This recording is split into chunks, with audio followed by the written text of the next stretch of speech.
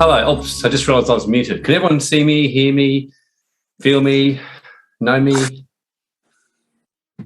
Feel free to put your cameras on.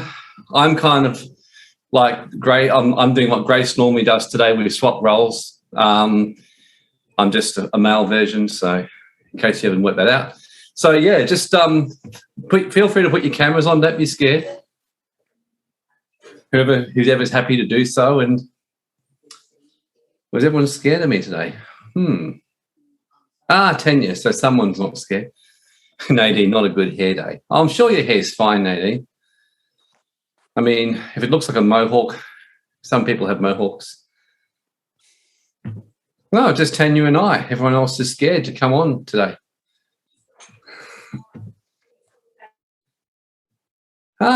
Linda's here. Yes, so hopefully we've got So welcome everyone. So who's finding this week interesting so far? Like noticing the increase in the spiritual onslaught and the warfare and all that that's going on right now?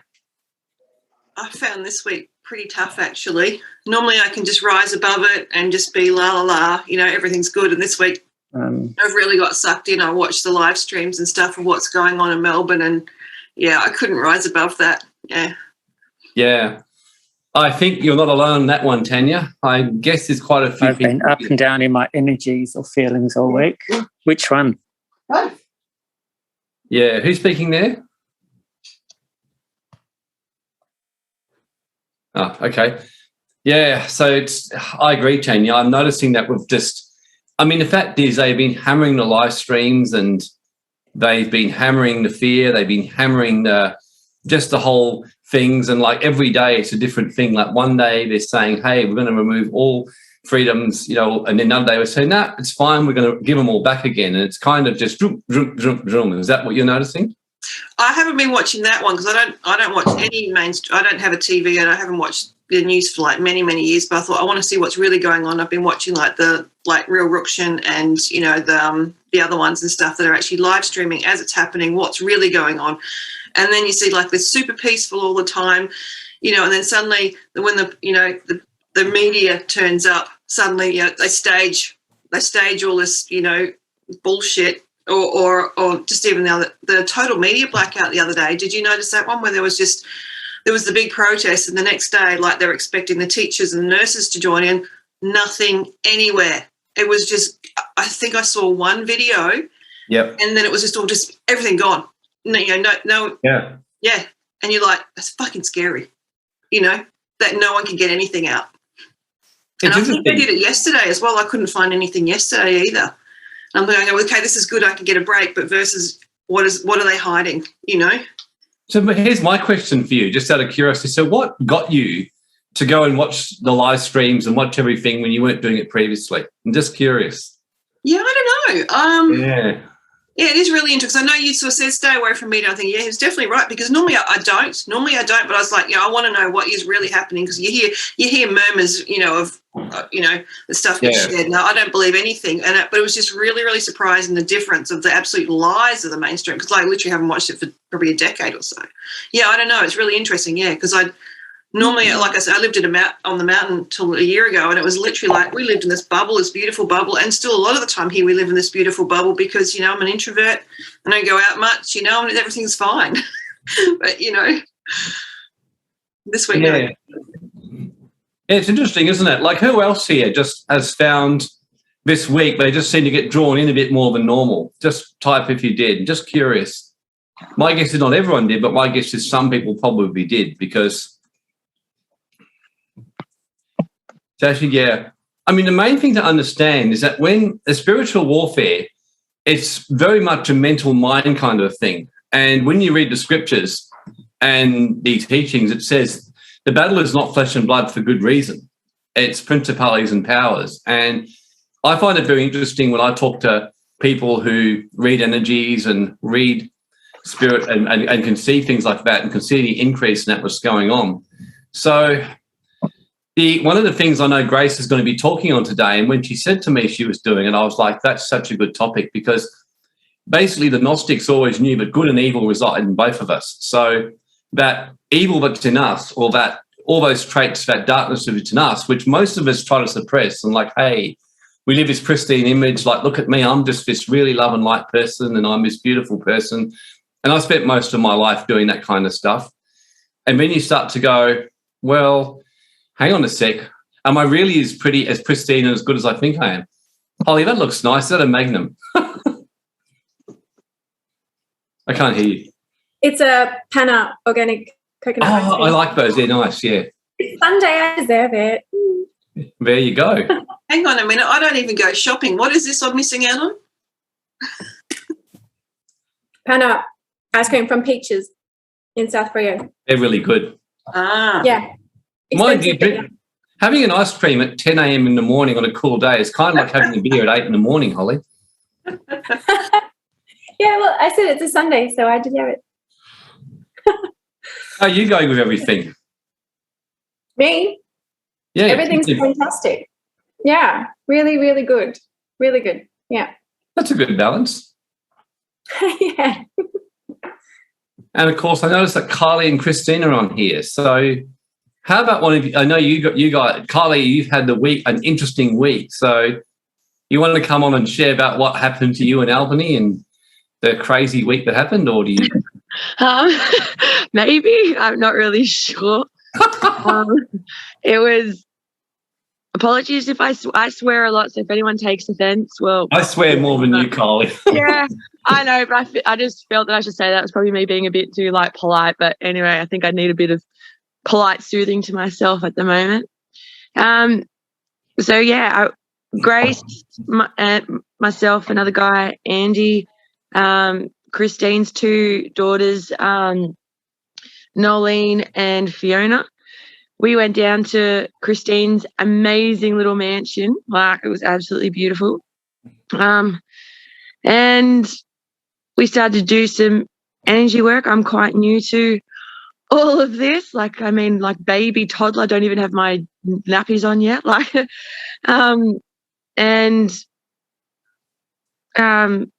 I don't even know how to describe it. Grace, the lovely little thing that she is, was poking me and poking me and poking me. And I could feel this internal battle inside me where she was poking me, but it was like I was split in two. I knew she wanted reaction, and I'm like, hang on, I'm inside of me, there's this thing, something's inside of me stirring, absolutely stirring, and it's not liking Grace and what she's saying. And then there's me going, why am I getting so worked up? And I bitched it and I left because Grace was trying to get me to scream and let it all out. And I went for a drive and ran away. And then I came back and we were sitting around talking for a bit. And I felt something rising me, and I just took me probably half an hour, and I just yelled out, help me. I needed help. Something was taking me over. There was something inside me, and we released this entity that was inside me that was pretending to be my mum. I lost my mum to cancer 3 years ago, and I haven't been able to really get over her or the grief or move on. I've just been literally in a pit of just literally hell for the last 3 years. And this thing has been literally sucking the life out of me and been pretending to be my mum. It was my mum and my grief. It was just, it was insane. And then the next day, I released its babies. And I felt the energy of these things crawling around inside me, and I screamed like a bitch. And I almost, I think, pulled down poor Christine's home.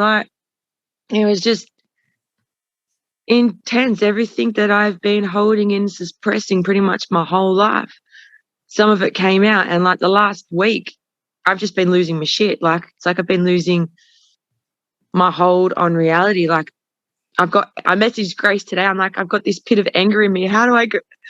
What do I do? And she's like, just let it go. But, I think one thing that people don't really say is when you go on this spiritual journey and you start opening up the demons inside of you and all this hurt, there's this transitional period where you go batshit crazy and you have no idea and just can't control anything. So that's the whole point, isn't it? You just got to let go and let things play, I suppose, how they play. And I'm not really sure what else to add now.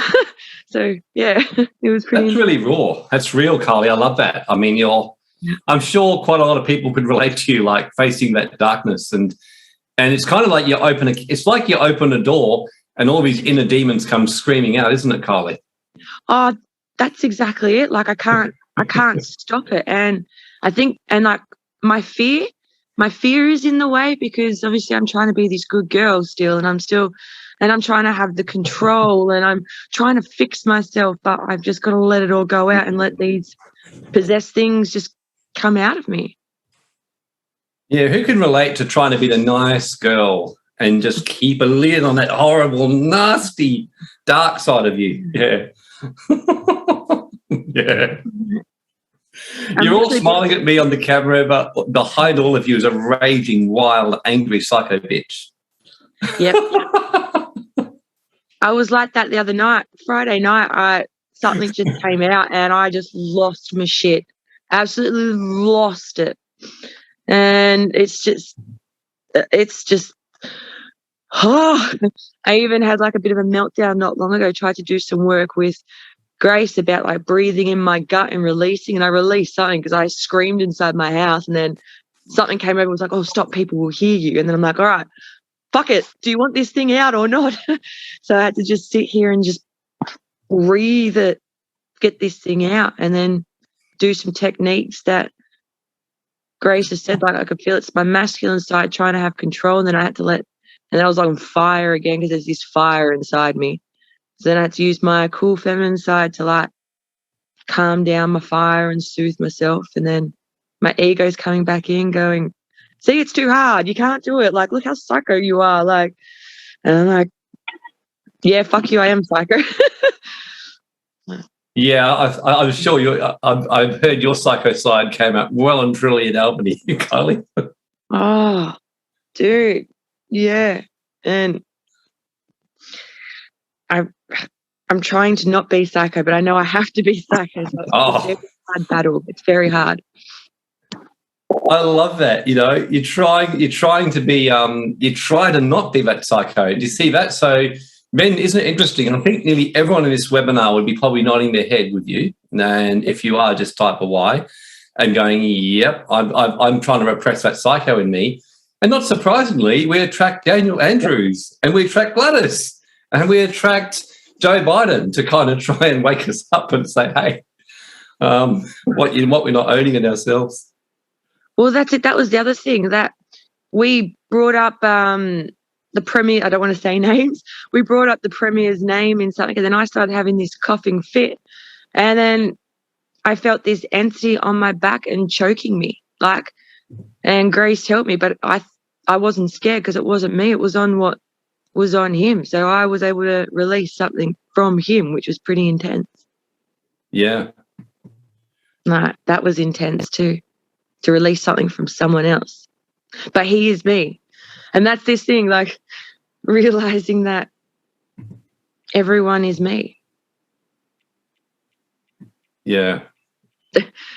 That's a mind-blowing thing. Yeah.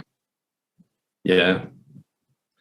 I mean, Christine Evans, I mean, just about everyone here could relate to you, Kylie. Who else could, who are here, who's willing to be brave enough to take the mic and admit to their inner psycho, which they either are owning or starting to own? Like, who here knows that comes out that, like, is happy to share a story when they've seen that come out with them?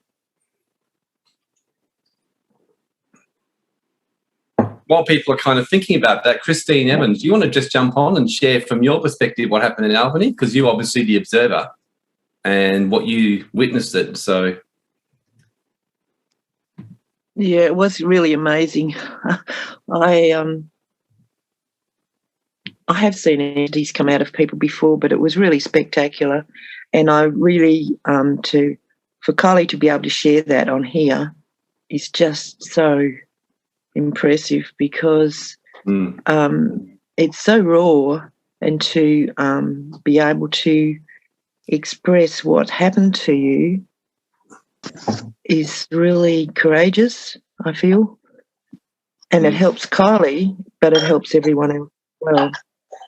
And it was really remarkable. And if to be able to create a safe space where somebody can do that, I felt quite privileged, really, because we did have a really good team, and there was a space where the masculine could hold space for the feminine, and everyone was working around her. But she did the work, and I have to really commend her because she's in a totally different place now. It's so obvious that she's just in a different place. And we all are because of it as well. We've all had our, it's not just one person doing something and it doesn't affect anyone else. It does affect everyone in this group, everyone everywhere. So it was a really intense few days. So I guess that's really all I can say, except that it was just really quite remarkable. And I think the other thing about it was remarkable was the timing, because Grace had said to me, we can either do it on this particular date or we can leave it for 2 weeks. And I felt that it was really urgent that we do it straight away. And there were others in the group some others who had a really profound, I guess it was a download. And so that was, the timing for that was like the universe brought the whole time thing together. It's remarkable. Thank you, Christine. That was beautiful. Thank you. Yeah. Yeah, no, thank you, Christine. It's look,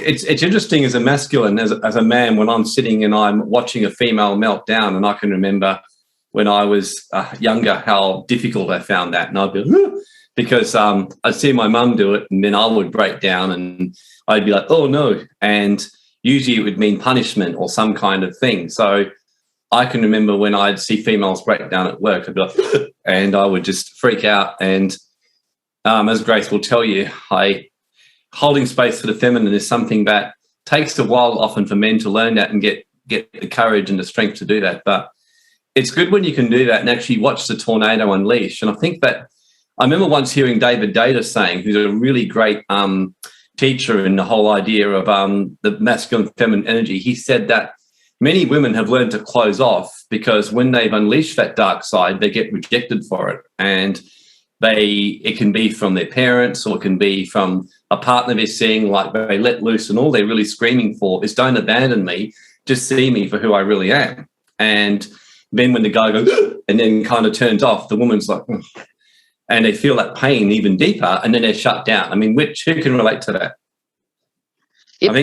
I think, most women, they say, are actually screaming for authentic masculine energy to hold space. There's actually, David Data said, there's many women who are walking around with a closed, even damaged heart, who will hold back their full feminine energy because they're like, I'd rather hold that back than constantly be rejected for who I am. I find it interesting just saying how men turn away from women being emotional. It's when they try to make a joke of it and they'll pick on you about it. I find that sort of like immature masculines, that men that just like, don't know how to handle it. And so they'll be like, they'll degrade women because it's like, because we have periods and we have hormones. So it's like, we've got this problem that they don't want to have to deal with. So they'll just turn away and make fun of you about it, Well, I remember once hearing Holly, I think it was David Data who said this. He said, it's like the ocean is the ocean because like right now I'm staring at the ocean from where I am. I can see it. It's really calm. But the ocean sometimes goes and it smashes and you see these wild waves. And I don't know if you've ever seen the storm when the ocean's going wild, but it's actually just as amazing to watch as watching a calm ocean. And if anything, it can be more exhilarating to see it. Yeah. And so he said the feminine energy in its pure rawness can be very still. And then in a minute, it can be a tornado that unleashes. For sure. And I think many women right now, just like the men, because there's been this call for the men to step up at this time and like, come on, men to lead and be masculine. But there's also a call for women. I think many women who I speak to, when they're really like truthful, how they're feeling, they're absolutely angry and they're devastated with what they're seeing in the world right now. You know, seeing the pain that's being inflicted upon people and, you know, and being inflicted upon people being shut off from their families, people being deprived and that. Because women feel pain. Like they feel pain when their kids are damaged. They feel pain when those they love. And they'll sob often like instinctively just because it's like, this is so wrong. So women's way of expressing what they feel is going on is just to often to weep and bawl your eyes out. I mean, who can relate to that? Yeah. Absolutely. I think at the times when men make fun of women for being emotional, it's like they're also rejecting their high emotions as well. Absolutely. Like I mean, they're also calm like the ocean and furious like the ocean, but they'll reject that because they don't want to appear to be emotional. Well, those who know me, I spent most of my life being like that, Holly, like trying to reject that side of me. And then when I accepted that side, I was like a tornado hit. So when Kylie was sharing then, I'm kind of going, I could relate to that. And I don't know if anyone saw the Forrest Gump movie where there's a stage where Lieutenant Dan, who lost his leg, and one night he lost his shit. Like he was swearing at God, you fucking asshole, God, hate you, you know, piece of shit. Like, how could you do this to me? You fucking asshole. You know, I've lost my leg. I can't walk again. I hate you, the passion. You know, you stupid being. Why did you create me in the first place? And then, you know, then the next day he wakes up and he made his peace. And that movie helped me because I had a day like that. Like when I had chronic fatigue, fibromyalgia, I'd lost you know, hang on, someone's talking in the background. So just be mindful. I don't mind if you talk, just mute when you do. But yeah, no, so I just lost my shit and I was just screaming and like, I'm sick of this chronic fatigue. I'm sick of this fibromyalgia. I'm sick of being in constant pain 24/7. I'm sick of feeling sick all the time.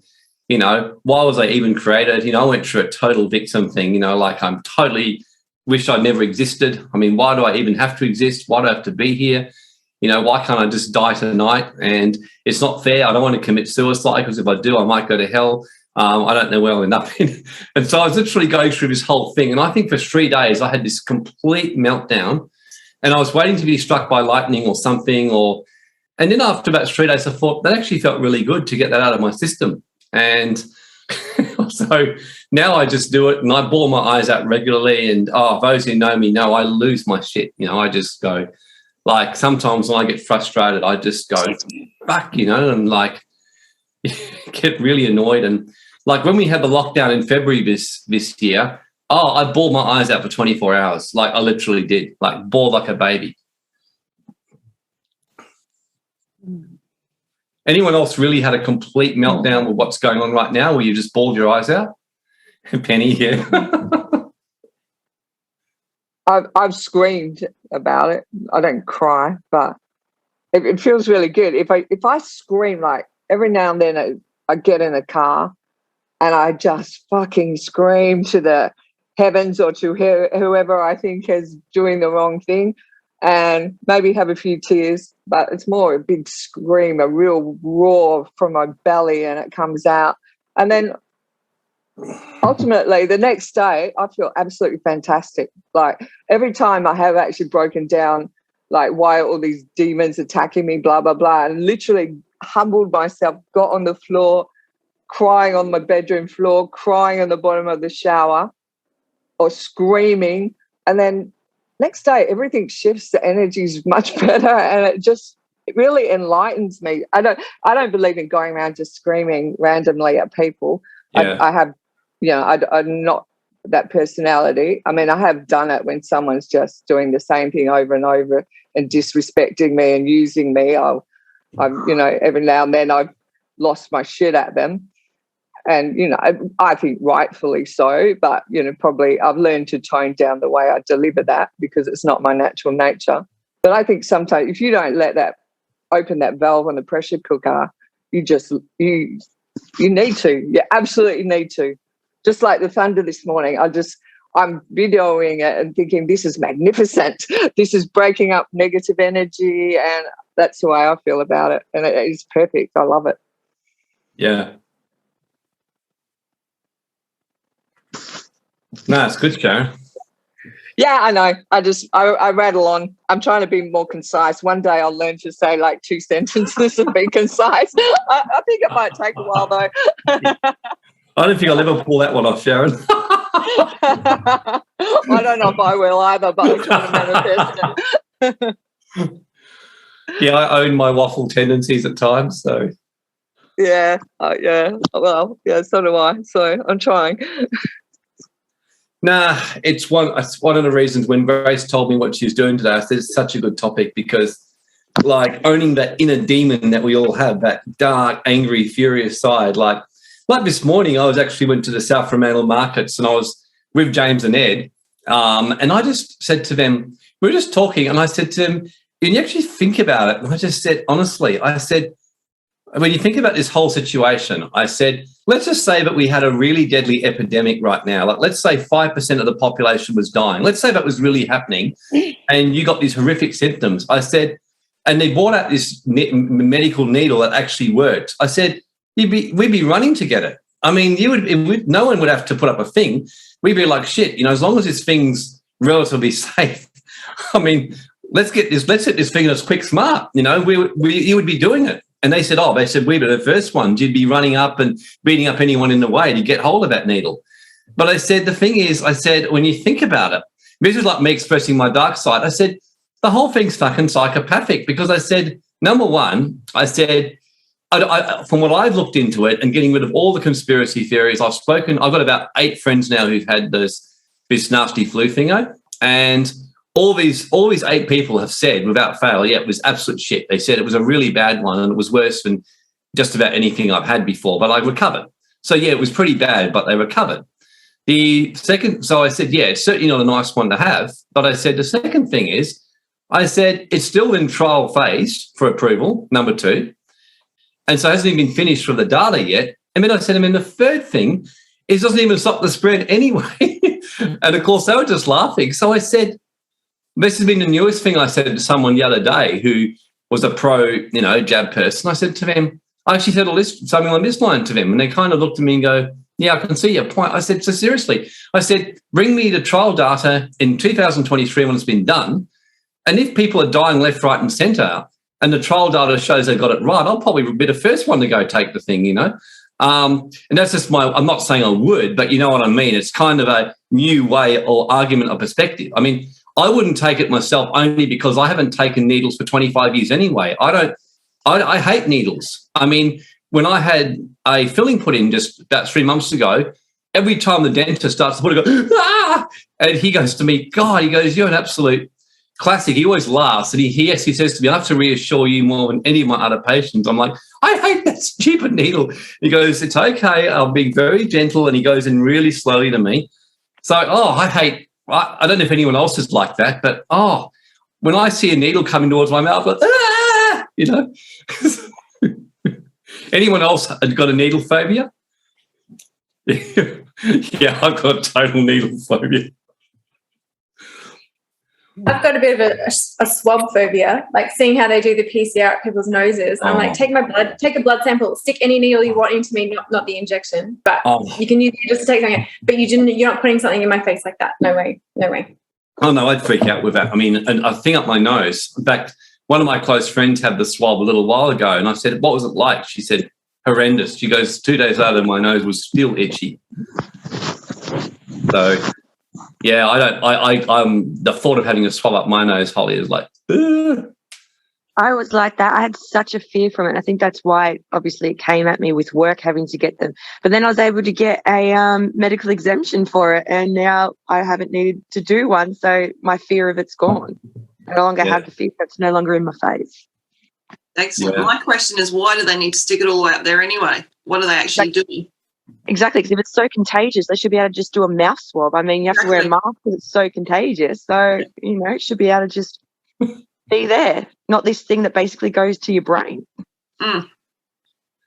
Yeah, well, most people, when you think about it, are just being so compliant, and they're repressing how mad they are and scared. And like, oh, here's my legal notice, but I won't have one. When really, you should say, "Fuck your stupid swab and take it and get Bill Gates to put it up your ass." You know, don't put it on me. But I don't know if you want to say that with what's going on in the East Coast, so they will. Oh, yeah, it's interesting, isn't it?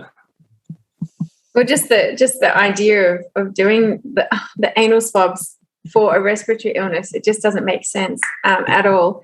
There was a article that I saw, it was sent by the health department, and it had a graph like for the poor bugger, the first Aussie the first guy in Australia with COVID-19 at Monash Uni, down at the University Hospital, I think it was. They did tests on him like every single day for 14 days while he was in the hospital, but they could never find the virus in his fecal sample, his blood sample, or his urine. It was only in the swabs. So then when they were claiming it like in late last year that they were finding traces of this coronavirus in the sewage. I'm like, what, are people spitting in the toilets? Like, how are they finding it when at the hospital they couldn't even get any evidence of it in his waste products like that? It just doesn't make sense. There's so many conflicting stories going on around it. So yeah. Yeah. Oh, and just another thing about the Section 158 from the WA Public Health Act from 2016. Oh, yeah. How it says in there that like they can remove your clothing, including your underwear, to perform an examination or to vaccinate. So people think they're going to take the jocks off to jab you, but it's like, no, they knew the anal swabs were coming in, so they wanted to have the legal right to remove your underwear to be able to perform that kind of examination, which is just so heinous. It's so unbelievable. Yeah. Well, that's what happens, though, when you got Satanism kind of being brought in very, very subtly into a society. And when you actually study Satanism and how it works and what they do, everything works in reverse. Like when you read a Satanic Bible, everything is in reverse to the Holy Bible. Like it says that the strong shall inherit the earth, the proud shall prosper. It's like it literally does everything in reverse. It sanctions killing of people who are kind of weak, like get rid of the weak so that the strong can prosper in society. And then when you study their rituals and what they do, like even many of the rock concerts now, I don't know if anyone saw last year the pictures of Madonna and many of the artists now and what they're dressing in and their symbols. So what's happening is Satanism is slowly being brought in, and it's actually coming into the public. It's coming into the public health system too. Like most of this stuff that they're doing is straight out satanic rituals, and they're just dressing it up in a medical guise. And it's like, it's kind of remarkable when you actually look at it and the sort of stuff that they actually do, and how many of these things and the things that they're doing publicly are actually satanic rituals, which they're getting the whole population to consent to without realizing they're consenting to it. But So pretty much you're saying, like, over the years when stuff's happened and I've gone, oh my God, I'm like, it's like the freaking Twilight Zone. Nothing makes sense. It's all about trying. It's all been Satanism then. So, you know, when I was in that group, when at work and all this stuff, when everything is asked about face going, it makes no sense. Basically, it's Satanism. Yeah, no, when you understand Satanism, everything makes perfect sense. Like in a weird way, because I spent many, many years in underground and studying esoteric teachings, unlike, I suppose, most people who just study the light side, I studied the dark side as well. I wanted to understand it and really get into it and make sure I understood both sides. And when I understood Satanism and how it worked and how powerful it was, the one thing I learned very quickly was when I hear people say stuff like, oh, the light always triumphs over the dark, I'm like, it's more powerful than the dark, but the dark is very strong and very deceptive. As we're seeing firsthand, you know, the light ultimately is more powerful, but you've got to actually apply the light. Like, you've got to use it in your life. And I remember being involved in a church 25 years ago, and I've seen many, many churches literally get taken out by Satanism because they know how to, you know, infiltrate. They infiltrate movements, and one of the things they are is masters in infiltration. So they do it in groups. They do it. I've no doubt they infiltrated the Melbourne protests. I think they probably started off really well. They infiltrated it. They had Many of the top cops in most societies are secretly Satanists and engaged in all, and they've been put in there specifically for this kind of stuff. So, and they actually practice black magic. And I don't know if anyone here has ever come across Dr. Alberto Villoldo, but he's a really good Amazon shaman who teaches a shamanic school. And most of his stuff is the love and light stuff. But why I like him is he openly says, do not ever underestimate the power of black magic and the power of Satanism, because he said, if you don't know what you're doing, it will take you out. And he used to kind of take it very lightly in the beginning of his path, and he said he got taken out. So that's why we're teaching the kind of stuff we're doing, because once you understand the weapons and how it works, it's actually quite easy to counteract it.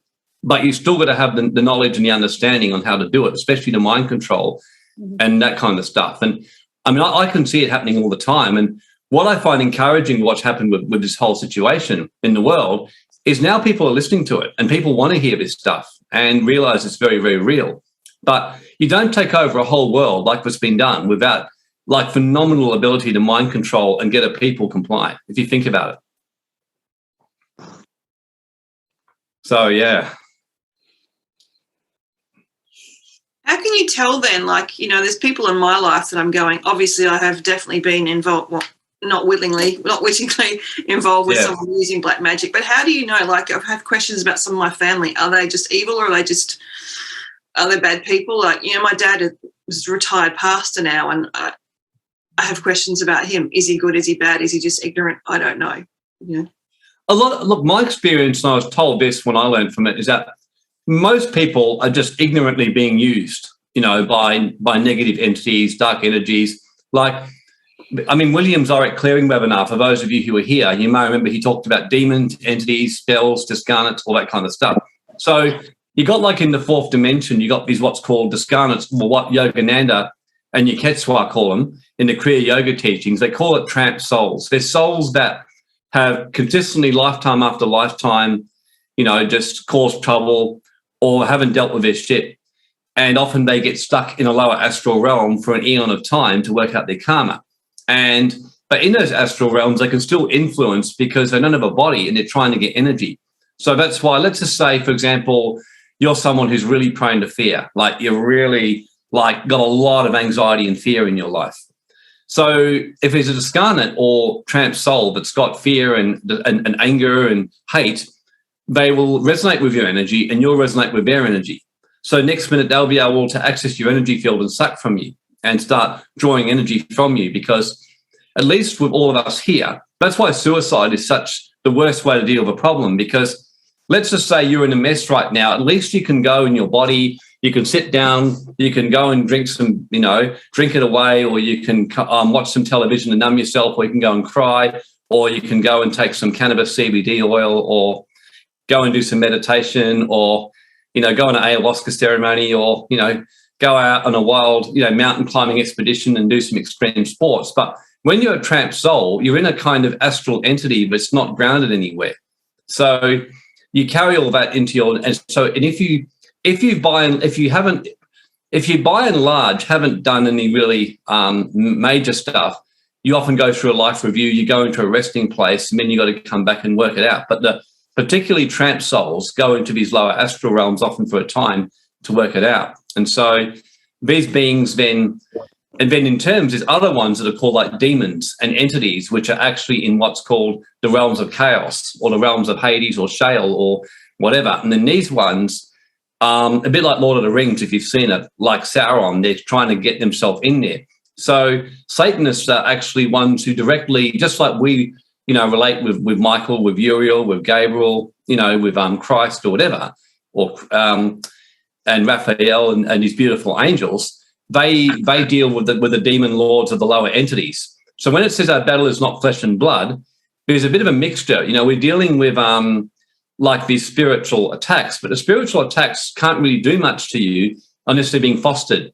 So that's why there's normally people who are doing, you know, black magic, they're doing rituals. I mean, often people unwittingly become agents of black magic, because let's just say that you, like your family, Tanya, might be a really let's just say your dad and your mum have got major like anger, depressed, they haven't dealt with their stuff from whatever else.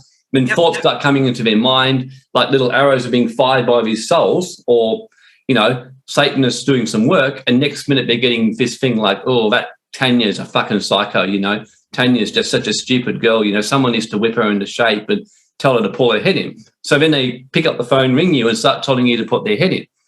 And I remember when I first started to learn about all this, at first I thought, this is just like fantastic. It sounds like a sci-fi movie. But the more life went on, the more I thought it actually makes sense, because, why would the creator gods deliberately make the most fucked up world that they could and then turn everyone into a bunch of fucked up individuals and leave everyone? Either it means that the creator gods who created this planet are completely fucked up and we've got bigger problems than just what's going on right now, or somehow we've ended up in a realm where there's some, entities and others that are causing havoc. And it's our job and our challenge to, number one, redeem ourselves, and number two, help redeem others as part of our work. And whatever the reason for that is, whether it's because we came here and we fell into these realms by our karma, or whether it's because we've been sent here as, light workers to help or whatever, it's just, we're basically here. And so 95% of people, or probably more, are unwittingly doing what they're doing, but there are those who are blatantly evil. And I can remember when last year when I was running these webinars in the beginning of the whole COVID thing, and back then people were still not quite so sure. So I was lucky to get, 10 or 12 people, and I think half of them would think I was a bit of a numbnut. But this particular guy said to me, I can't believe it. He goes, man, how do you know this stuff? And I said, why do you say that? And I resonated with him. He said, mate, I used to be a Satanist. He said, like one of the high ones. He said, I used to do all this shit. But he said, I'm, most people are just so stupid. I take the piss out of him. And it's his whole Facebook page takes the piss out of people, and he gets blocked all the time. He's just like, I like him because he's a total troll, a bit like me. And, but yeah, he said to me, I used to be a Satanist. So he said, we used to do all this kind of stuff. And he goes, and people who say that, demons and these negative entities aren't real, he goes, I just think you stupid people. And he actually taught me quite a lot last year. I said, well, tell me what you know.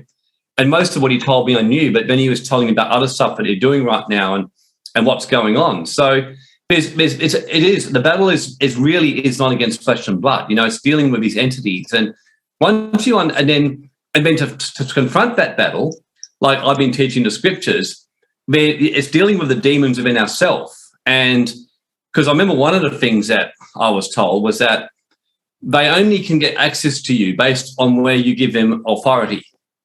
So unwittingly, we give authority. Like if you start to hate, for example, like, unrighteous hate, so to speak, or start to get bitterness or jealousy or, unforgiveness in your heart, you open yourself up to that kind of stuff.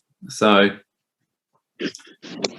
and that's why we got to own it in ourselves. So, yeah, I think most of you agree, I own my dark side pretty well. And if anything, I'm looking to own it even more, I'm definitely a psycho.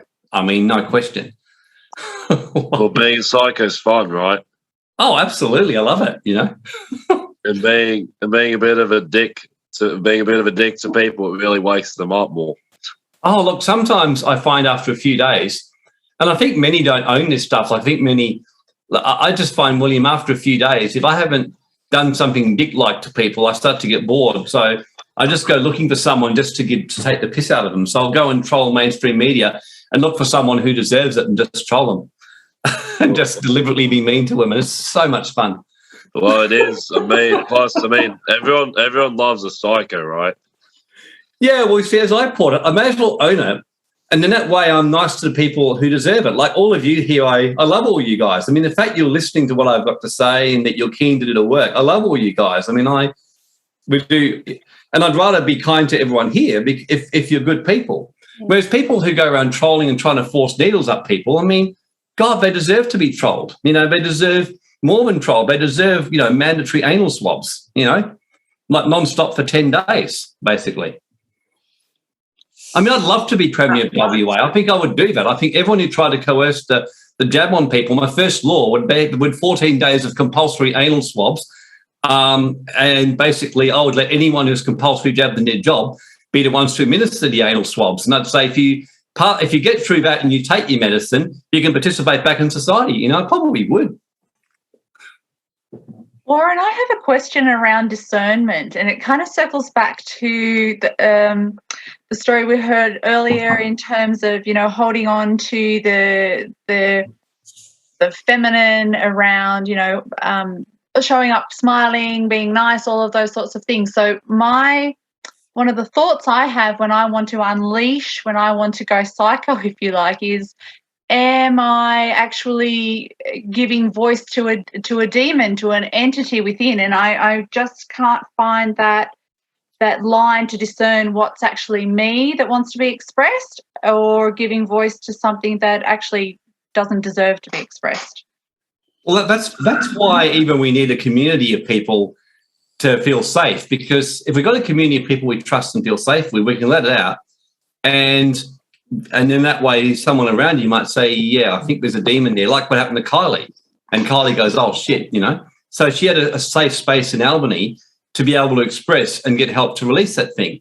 But on her own, I think Kylie would have struggled, you know. She would have found that pretty difficult. Hell yeah. Well, Friday night, I know that there's something else in me in regards to anger and resentment. And I think I slowly released a little bit tonight, but I let a lot of rage out and just went batshit crazy Friday night. So I think I got some of it out, and then I think today I was dealing with the guilt and shame of losing my shit and losing control. Yeah. See, I love that with you, Kylie. You just own it and speak it out, and you're in a safe space to do it. So yeah. I just got to stop bullshitting to myself, don't I? Absolutely. Yeah. Right. It's beautiful, Kylie. I mean, you really owning your feminine energy and owning your shame and your anger and psycho. It's actually really great. It's different from when we first met. Hey, you posted. Yeah, you kind of turned up like, hey, I'm Kylie, I'm fun. Yeah. And you're like, you're nothing but a fucking psycho. I did. Well, I mean, even just looking at Kylie's pictures, you can definitely feel the wild psycho energy. Oh yeah, Kylie's fucking nuts. I love her. Well, remember, Kylie, everyone loves a psycho. Is that true? Like, yeah. Well, I know I do. They're more fun. Hey. They're way more fun. William's got a mother that's nuts. Yeah, you're totally fucking crazy. Yeah. I definitely adore you, Grace. So I might have to take that on board, the psycho-ness. I mean, why do you think? I mean, there's mainly females here, so all of you just think about this for a minute. Why do you think that so many men, you know, you hear stories of a man dating this beautiful, wonderful woman who's so kind, and then he goes and has wild, kinky sex with some psycho, slutty girl covered with tattoos? I mean, and I deliberately gave labels everywhere there just to trigger something, but you know my point, you know? It's like, because men have that kind of wild, dark side. I know myself, like, if a girl's got that wild, like, side in there, I go, ooh, if you ask me out, honey, I'd say yes, you know? It's like... That's why we were married, hey, Warren? I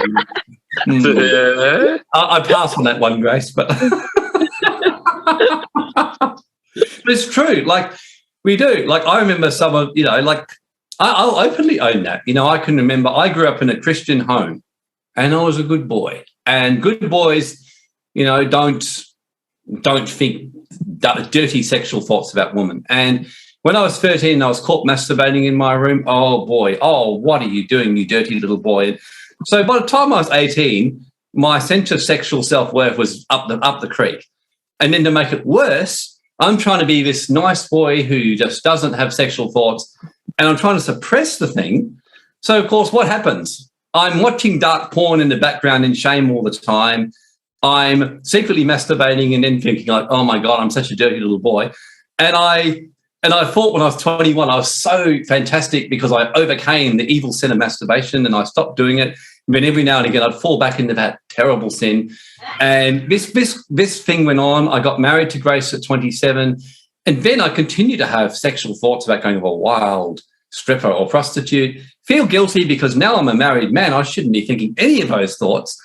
So I'm living in this constant conflict all the time. And not surprisingly, at age 30, I have a complete breakdown, mentally completely collapse, get fibromyalgia, get chronic fatigue, get so sick because my body has just built up so much pain and repression, and every muscle and every cell of my being is holding on to it. And then finally, when I hit 31, I mean, I'm at the point where, like, can someone please shoot me? And I meant it. I was just like, can someone please kill me? I mean, this life absolutely sucks. And I still remember going to Ian Mackey's psychotherapist and opening up to him. It took me 3 months to build up the courage to tell him I masturbated, and I'd done it before. And I remember telling him, he goes, yeah, it's pretty normal. I said, no, it's not. Don't humour me. That's like a real problem. He goes, no. He goes, nearly 99.5% of men masturbate regularly. I said, really? He said, yeah. And he started to do that. And it still took me a lot of work to do that kind of stuff and own that side. But yeah, I mean, I really got taught that repressive. So not surprisingly, I hit age 40. I've only been married to one woman to be this good boy. Then Grace and I separate, and I went nuts. I mean, I think anything that moved, I was there. I mean, if she was female, she had legs, she's ready to go, and she's wild and crazy, and she had tats or anything like that, I was in there. You know, literally, I just completely let rip for about 2 years. And, you know, and then eventually I settled down a little bit, but still, now I just own that side of me. And like, and, you know, William and I talk about it, and William will tell you. I mean, William, what do you mean James and Ed talk about? Like, when we're driving in the four of us as guys, we'd be like, oh, you know, like if they asked me, like, what would you do if, you know, really hot, you know, someone, you know, I said, far out. I said, why would I not take up the opportunity, you know? So I just own that dark, sexual, angry, wild side of me. And when you own it, you find the energy dissipates pretty quickly. But you know what I mean, don't you, Will? Yeah, and I mean, well, I can certainly advocate that as men, we do love the psycho women. Oh yeah, they're way more fun, and they know how to show you a good time. Good to know. Oh, they're pushing buttons. Like, who said The Ugly Truth with Gerard Butler? Yes, one of my favourite movies. You've got to watch that. It's like, yeah, what he says about the truth about men and women, there's so much truth in what he says. Yeah, so much truth. It's a great movie to watch. Yeah, I've seen it. I remember that was really funny. Yeah, because Katherine Heigl's this really lovely girl with this lovely smile, very pretty. And he said, and she made this bet with Gerard Butler, like, you know, he said, if you do what I tell you, you will get this man, because she's trying to get this man, and every man were running away from her. So he said, number one, he goes, you got great tits, but no one can see them. And she's like, oh, that's terrible. You know, and he gets her to own her dark side. So the whole movie is to get her to own her dark, crazy side and her dark feminine side in every way, and even to express her craziness. And then this guy was virtually begging her to go out. And I remember saying to someone, that's actually, like, when someone's truly feminine, it's such an attractive feature for a man, isn't it, Will? Yeah. Yeah, so attractive. Definitely.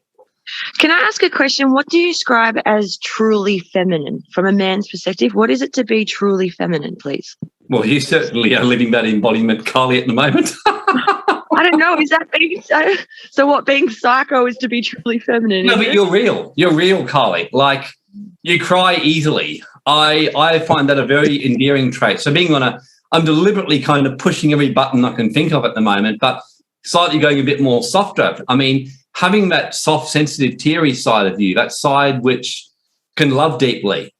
As a man, you know that same love will be given back to us, if that makes sense. Because the fact that you show your tears and you show your pain and you show who you really are, I don't know, it makes you more real. It's like being at the ocean. You know, you see the calm, still, and that kind of volatile side, you know. Thank you. That was good to know. So, I think I need a bit of soothing right now. So, like, that sounded really nice. So thank you. No, I'm serious. It's wonderful to see you really expressing your feminine side. Because I remember when I first met you, my first thought to myself was, I thought, you're a really attractive woman. And that's what I thought to myself. But I thought, gosh, you know, it's like you were hiding your light, of your feminine light. You were dressed up very masculine. You're like, hey, mate, how are you? You know, I'm like, what the fuck, you know? Like, hey, I'm this bloke girl, you know, hey, man, I'm just this, like, FIFO chick. I'm like, oh, fuck, Oh, you know? no. And, Oh, no. and, you know, I remember saying that to you, like, why are you doing that? And then, you know, I remember next time I saw you at that, you know, evening when everyone was out at the island, you were dressed up and you had heels on, you looked really nice. Oh, you actually look more feminine. And it's been really great, you just embodying your feminine energy. It's beautiful. I actually wore a dress the other day. What? Awesome.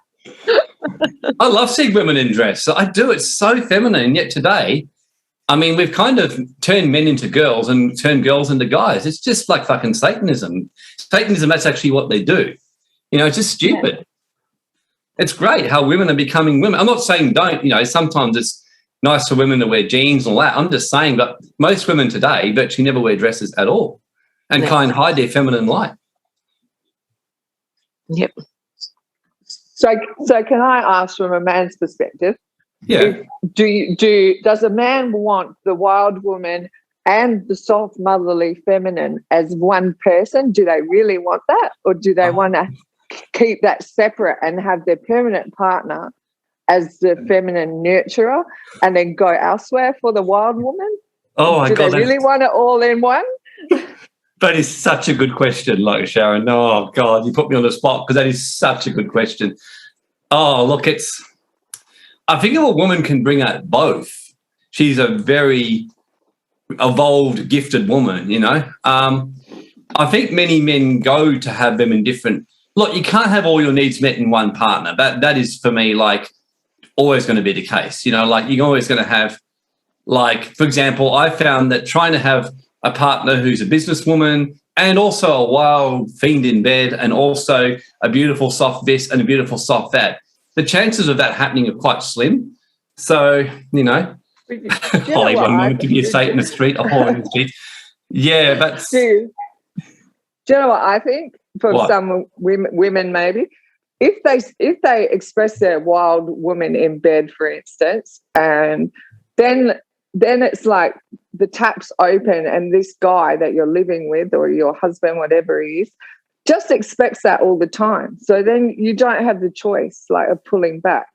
I think there's a lot of that, like the expectations on women to be performing monkeys. Like you become like subjugate to the man's needs and being judged by his needs. That's a lot of the dynamic that women feel in relationships. And yeah, they're probably scared. Maybe they'd like to let loose sometimes, and then other times they just want to be, you know, soft, or they don't want your attentions at all. You know, that I think there's a fear in men that they just think once they get something once a certain way, well, that's the way it's going to be all the time. And I think that blocks a lot of women from really releasing that side of themselves because they're scared. Yeah. Then that is the constant expectation. But can't you see also, it's actually really good what you're saying, Sharon, but I actually agree with you. And I think a lot of it comes down to how the lack of trust and communication which seems to have happened now between men and women generally in this area. It's like, for example, why can't there be that kind of talk? And then for a man as well, like, for example, as I see it, a man, if he wants to freak in the sheets, then what's he going to give back, you know? And equally, though, for a man, like if he's going to be a provider for a woman, what's he going to get back? And this is something that John DeMartini says very well, like every connection is always an agreement, you know? It's a negotiation. It's like in terms of what you get. And the truth is, Pablo Picasso, for example, who was a great painter, he had literally a woman who was his wife, who was his nurturer, his rock, his stability, and he had a woman who was his mistress. And most of his great paintings were inspired by his mistress.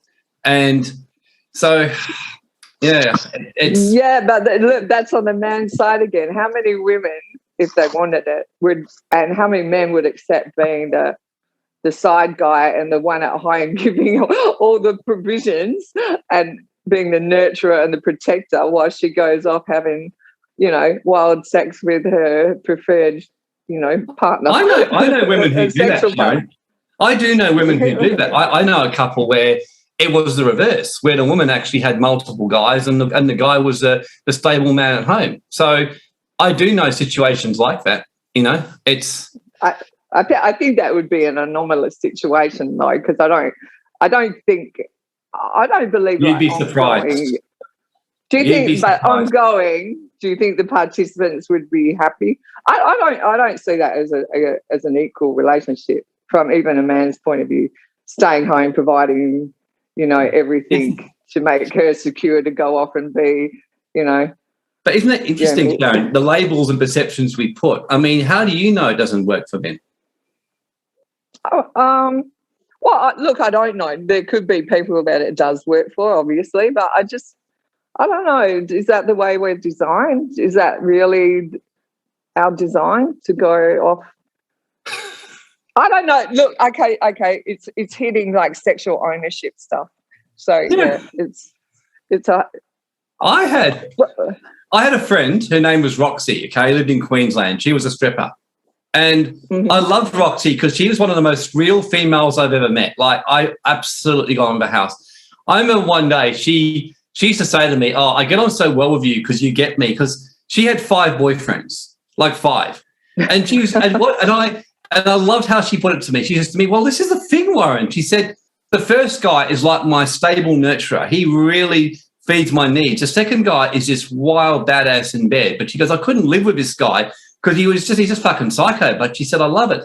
Then she goes, "And there's this other guy who's the best like conversationalist I've ever had." Like she said, "I can talk to him for hours," but she said, "I don't have any sexual attraction to him."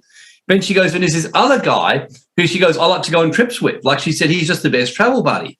And then there was a 5th guy, and I can't remember what the 5th guy did for her. But I said to her, I kind of loved it. I cracked up. I said, "Honestly, you're probably like my favourite female I've ever met because you are just so real about it." But I said to her, "I have one question for you. Do these guys know about each other?" She goes, "That's the problem. They don't." I said, "Now that's a bit more challenging." Well, see, there, that's How the fuck do you manage that? Well, I said this to her, like, how do you manage that? And I said to her, "Oh," she goes, "It's exhausting." But the thing was, she admitted to me, I said, "My guess is you know it wouldn't be mainstream or accepted." She goes, "No," because she said, but she was living her truth.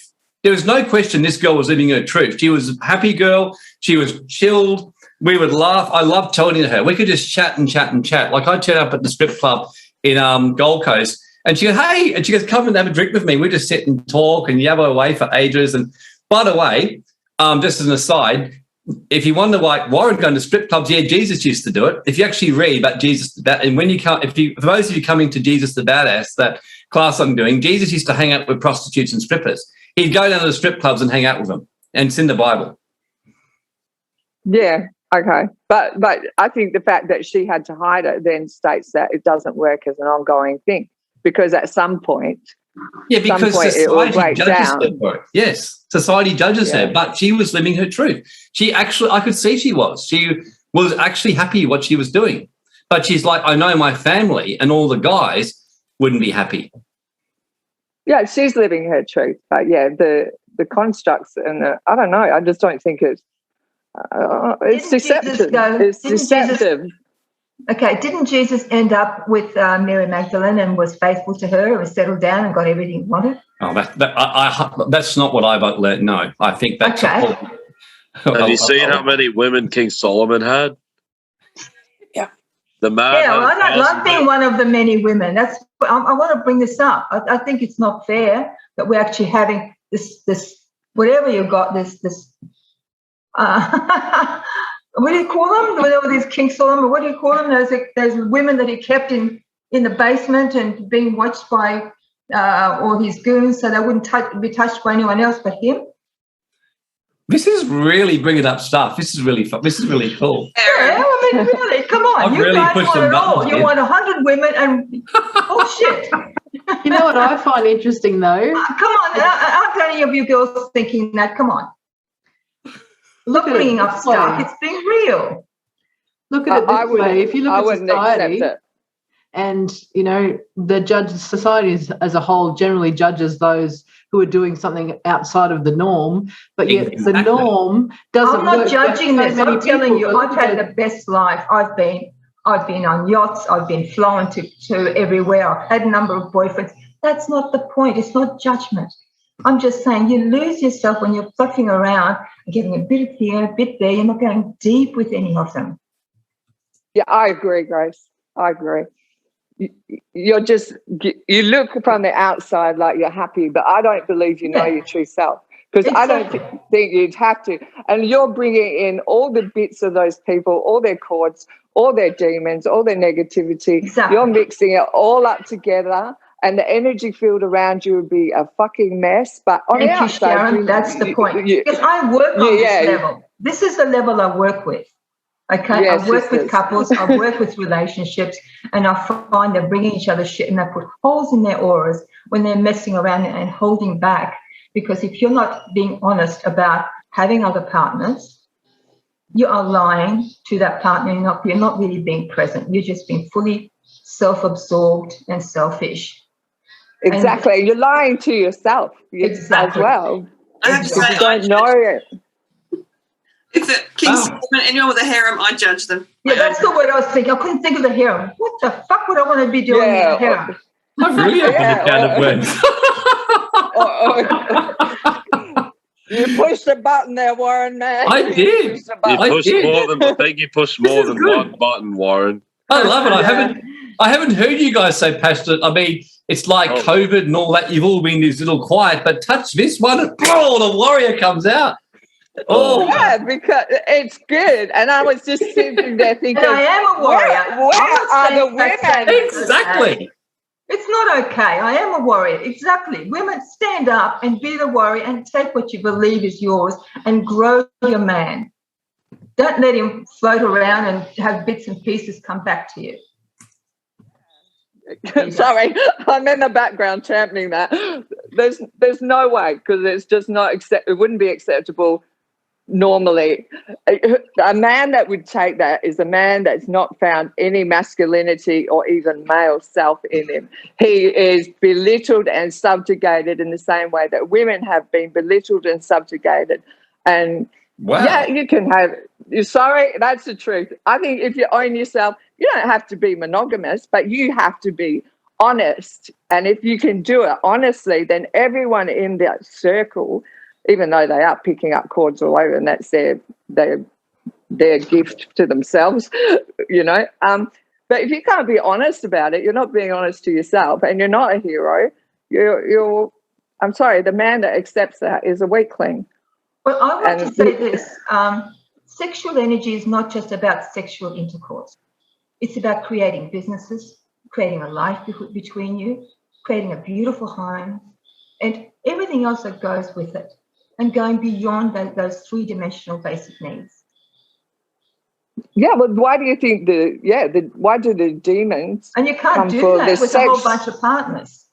No, You know? the demons come for sexual energy because it's such a brilliant, perfect, creative force if you use it properly, and it's such a destructive force if you don't use it properly.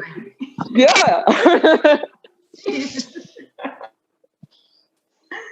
Actually, Warren, I was going to ask you that. I mean, like, obviously, I was not brought up in the church, but the whole culture was the Christian culture. So you still have the good girls don't, and then and then there's the whole Madonna whore thing. And so I'm still very confused by all of that. I was always a good girl for a long time, and I'm still a good girl. And it's like, well, hang on, how can you have fun if you're a good girl? You know, what is the actual truth rather than all the church bullshit and versus. Well, Grace, why don't you come on and share your, seeing as you're going to be speaking, you can kind of start to merge into this now.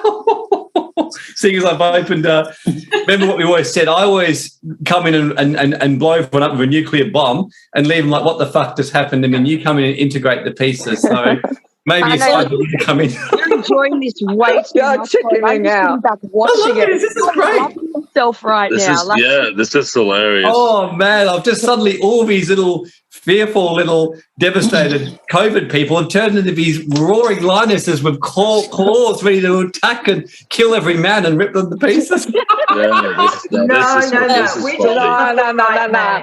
Just the right man, not every man. We're not looking to kill anybody. These philandering men who go. Oh, bye.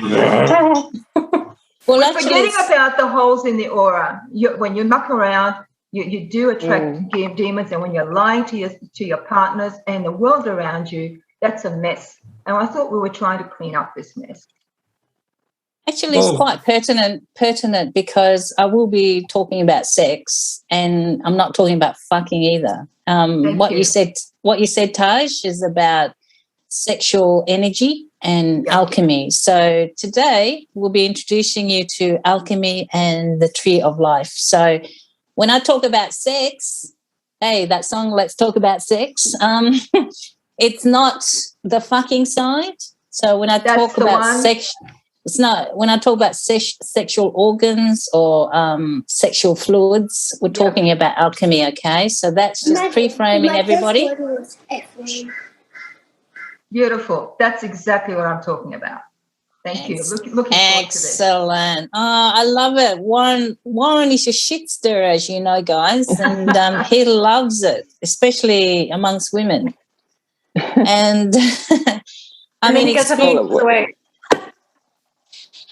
I'll be honest with you. Everyone's being transparent. I'll be transparent. I had a harem myself of men, and I totally enjoyed it. There was a season that I had a few, and it just got too complicated for me, so I had to remove myself. And my 3 boys are listening to this, so there you go. All right. So, if we calm down a bit, we haven't got Steve here today to do the heart and mind coherence. It'd be ideal. So, let's just breathe a bit. And by the way, Steve says hello to everyone. He couldn't make it today. He's got some kind of celebration with his family, but he is here in spirit with us. So I've had I've had challenges with my internet. Maybe they don't want me to share today. So I'm actually on my mobile, and I'm going to play tag team with Sam, who's kind enough to assist me with the PowerPoint. So shall we begin? Have we got it off our chest, ladies? We probably need a whole week's discussing this issue, actually. I think that was opening the pressure valve in the pressure cooker. I think that was very good. Yeah, it was great. Well, it's actually great because Warren and I were talking about it yesterday. We want to do Tantra, teach people Tantra, the masculine and the feminine side. And we're going to talk about it. So yeah, we're going to do a class on it together, Grace and I, and share everything. Just drop all tell our whole story, unmask everything. I thought you were going to say drop your pants. I don't want to see that. I'll go naked for all of you if you want me to. I just don't know if I'll get many volunteers. No, been there, done that. Warren. Trust me, I don't think anyone wants to see your naked body. Oh, come on, William. Mate, you came out of my balls, mate. Sorry. but I mean, people wouldn't think that we're related because I look like a Greek god, but you look like Shrek. Oh my goodness. This is mate, we won't go there in terms of what your brothers and what we say about you. But anyway, just remember, mate, you came out of my ball sack, so whether you like it or not. Yeah, but how did I turn out so hot though? That's the big question. If I came out, you got it from me, William. You got the hotness from me. Yeah, most likely, but even that, I still question it. You're your unique creation. Yeah, I'm the best creation, Sharon.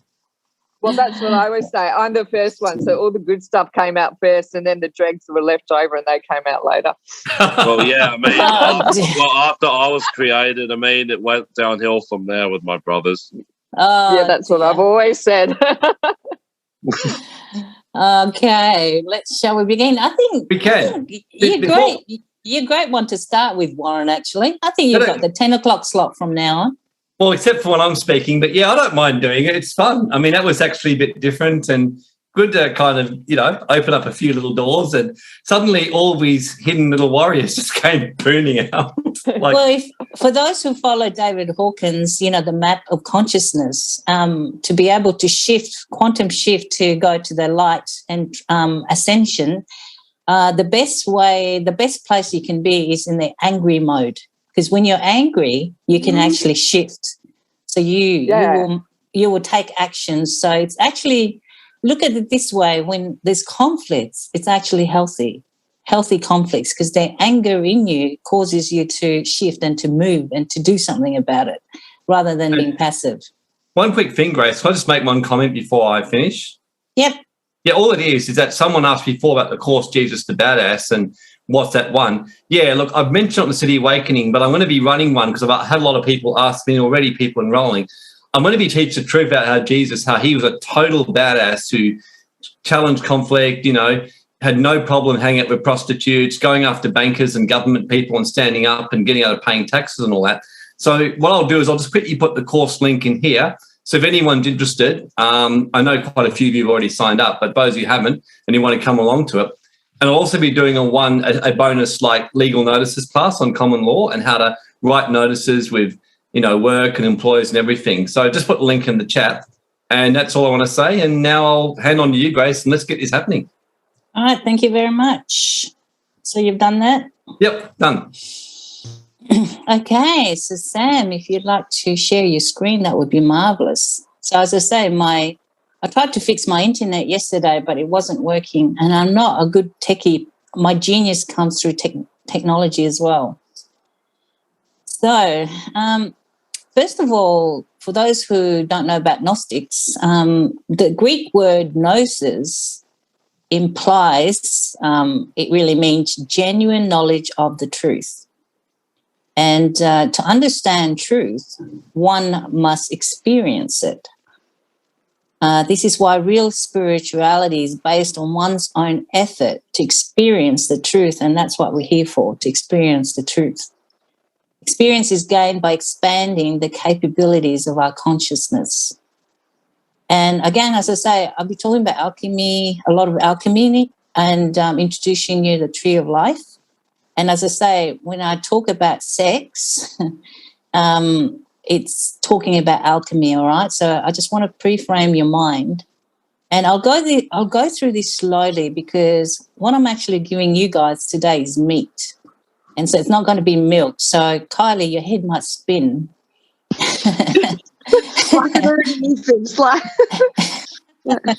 So what I'll do is I'll go through slowly, because I want to lay the foundation according to the Gnostics, the meanings. So there'll be a lot of definitions. So this is all Gnostic teachings, everyone. And for those who know about Gnostics, they're right into explanation and breaking it down from macro to micro, micro to macro. And that's what we'll be doing today. So let's begin. The first verse of the book of Genesis states, Bereshith bara Elohim, ath hashayim ve'ath haaretz. Now that is just Hebrew, so hopefully I pronounced it correctly, but that is Hebrew. And this is translated into English as, in the beginning, God created the heavens and the earth. In order to talk about the first book of the Bible, we have to learn basic Hebrew. So I'm going to run through a lot of basic Hebrews for you guys. So if you notice on the PowerPoint, it's got the writings in Hebrew. Thanks, Sam. That's it. Do you know somewhere where you could learn basic Hebrew, like a good place to go to learn the basic Hebrew? Or you're just saying from the point of view of what you're reading out? Yeah, the point of view, because I'm learning it myself, the Hebrew, and just get your head around it. Yeah. I want to, because all my spirit talk is all Hasidic, Aramaic, all those sort of languages I know nothing about, but my heart and soul just rises with that. So, maybe could I get a link or something to where you go to learn it? Well, as I say to my children, ask Uncle G. That's Google. Uncle G? Yeah, Google. Yeah. Well, I'll ask Uncle DDG, DuckDuckGo. I'm trying to avoid Google. Oh, okay, DuckDuckGo. Yeah. So, can you, Warren, are you host? Can you mute? Yeah, can you mute the noise in the background?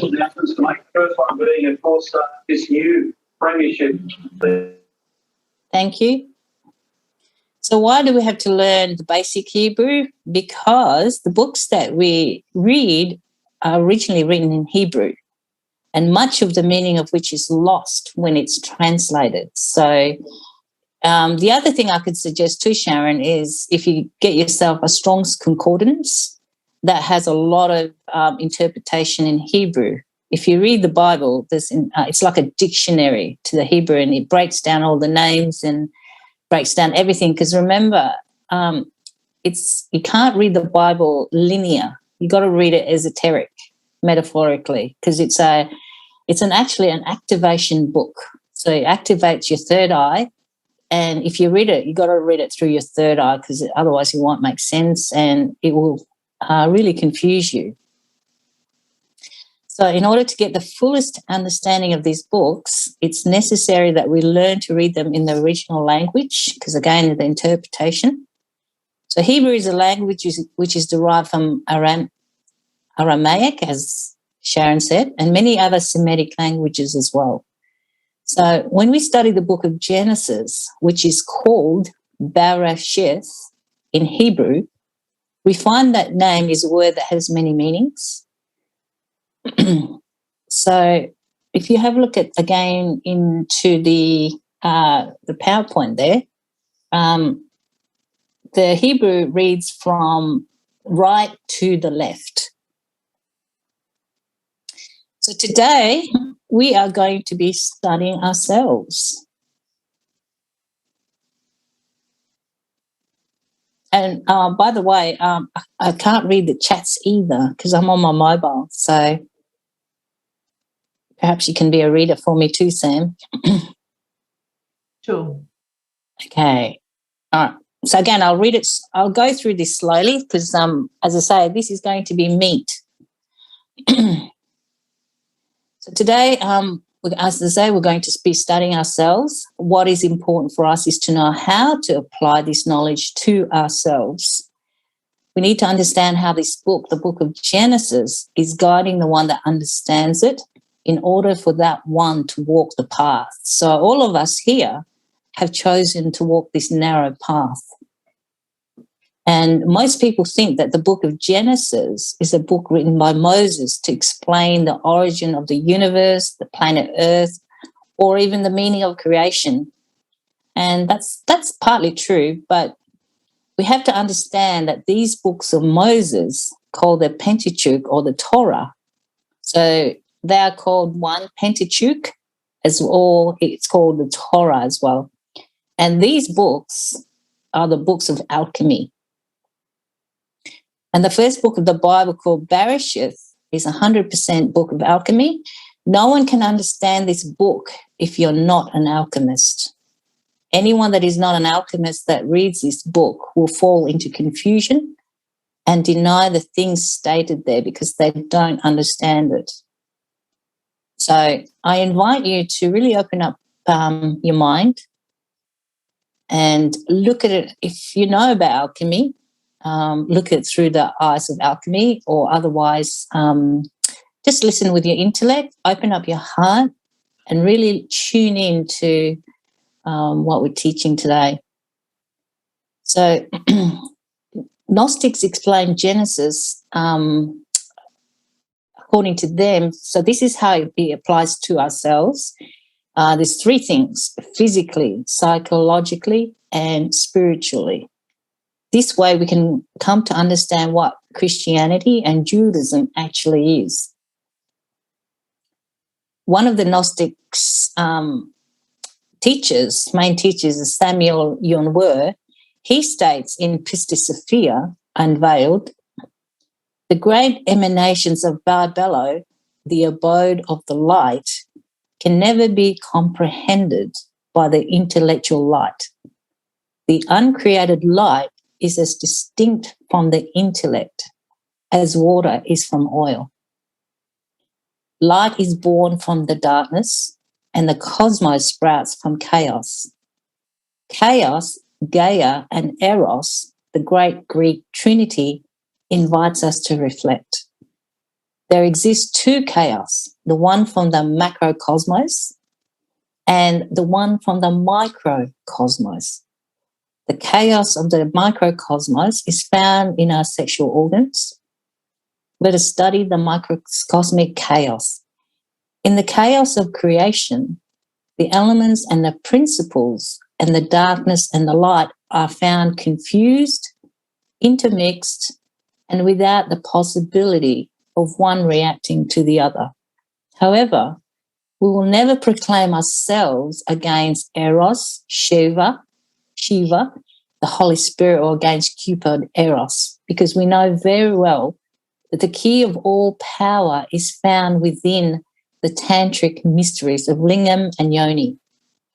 Markly, we only proclaim ourselves against averted Eros or misguided Cupid, which is fornication, adultery, and sexual abuse.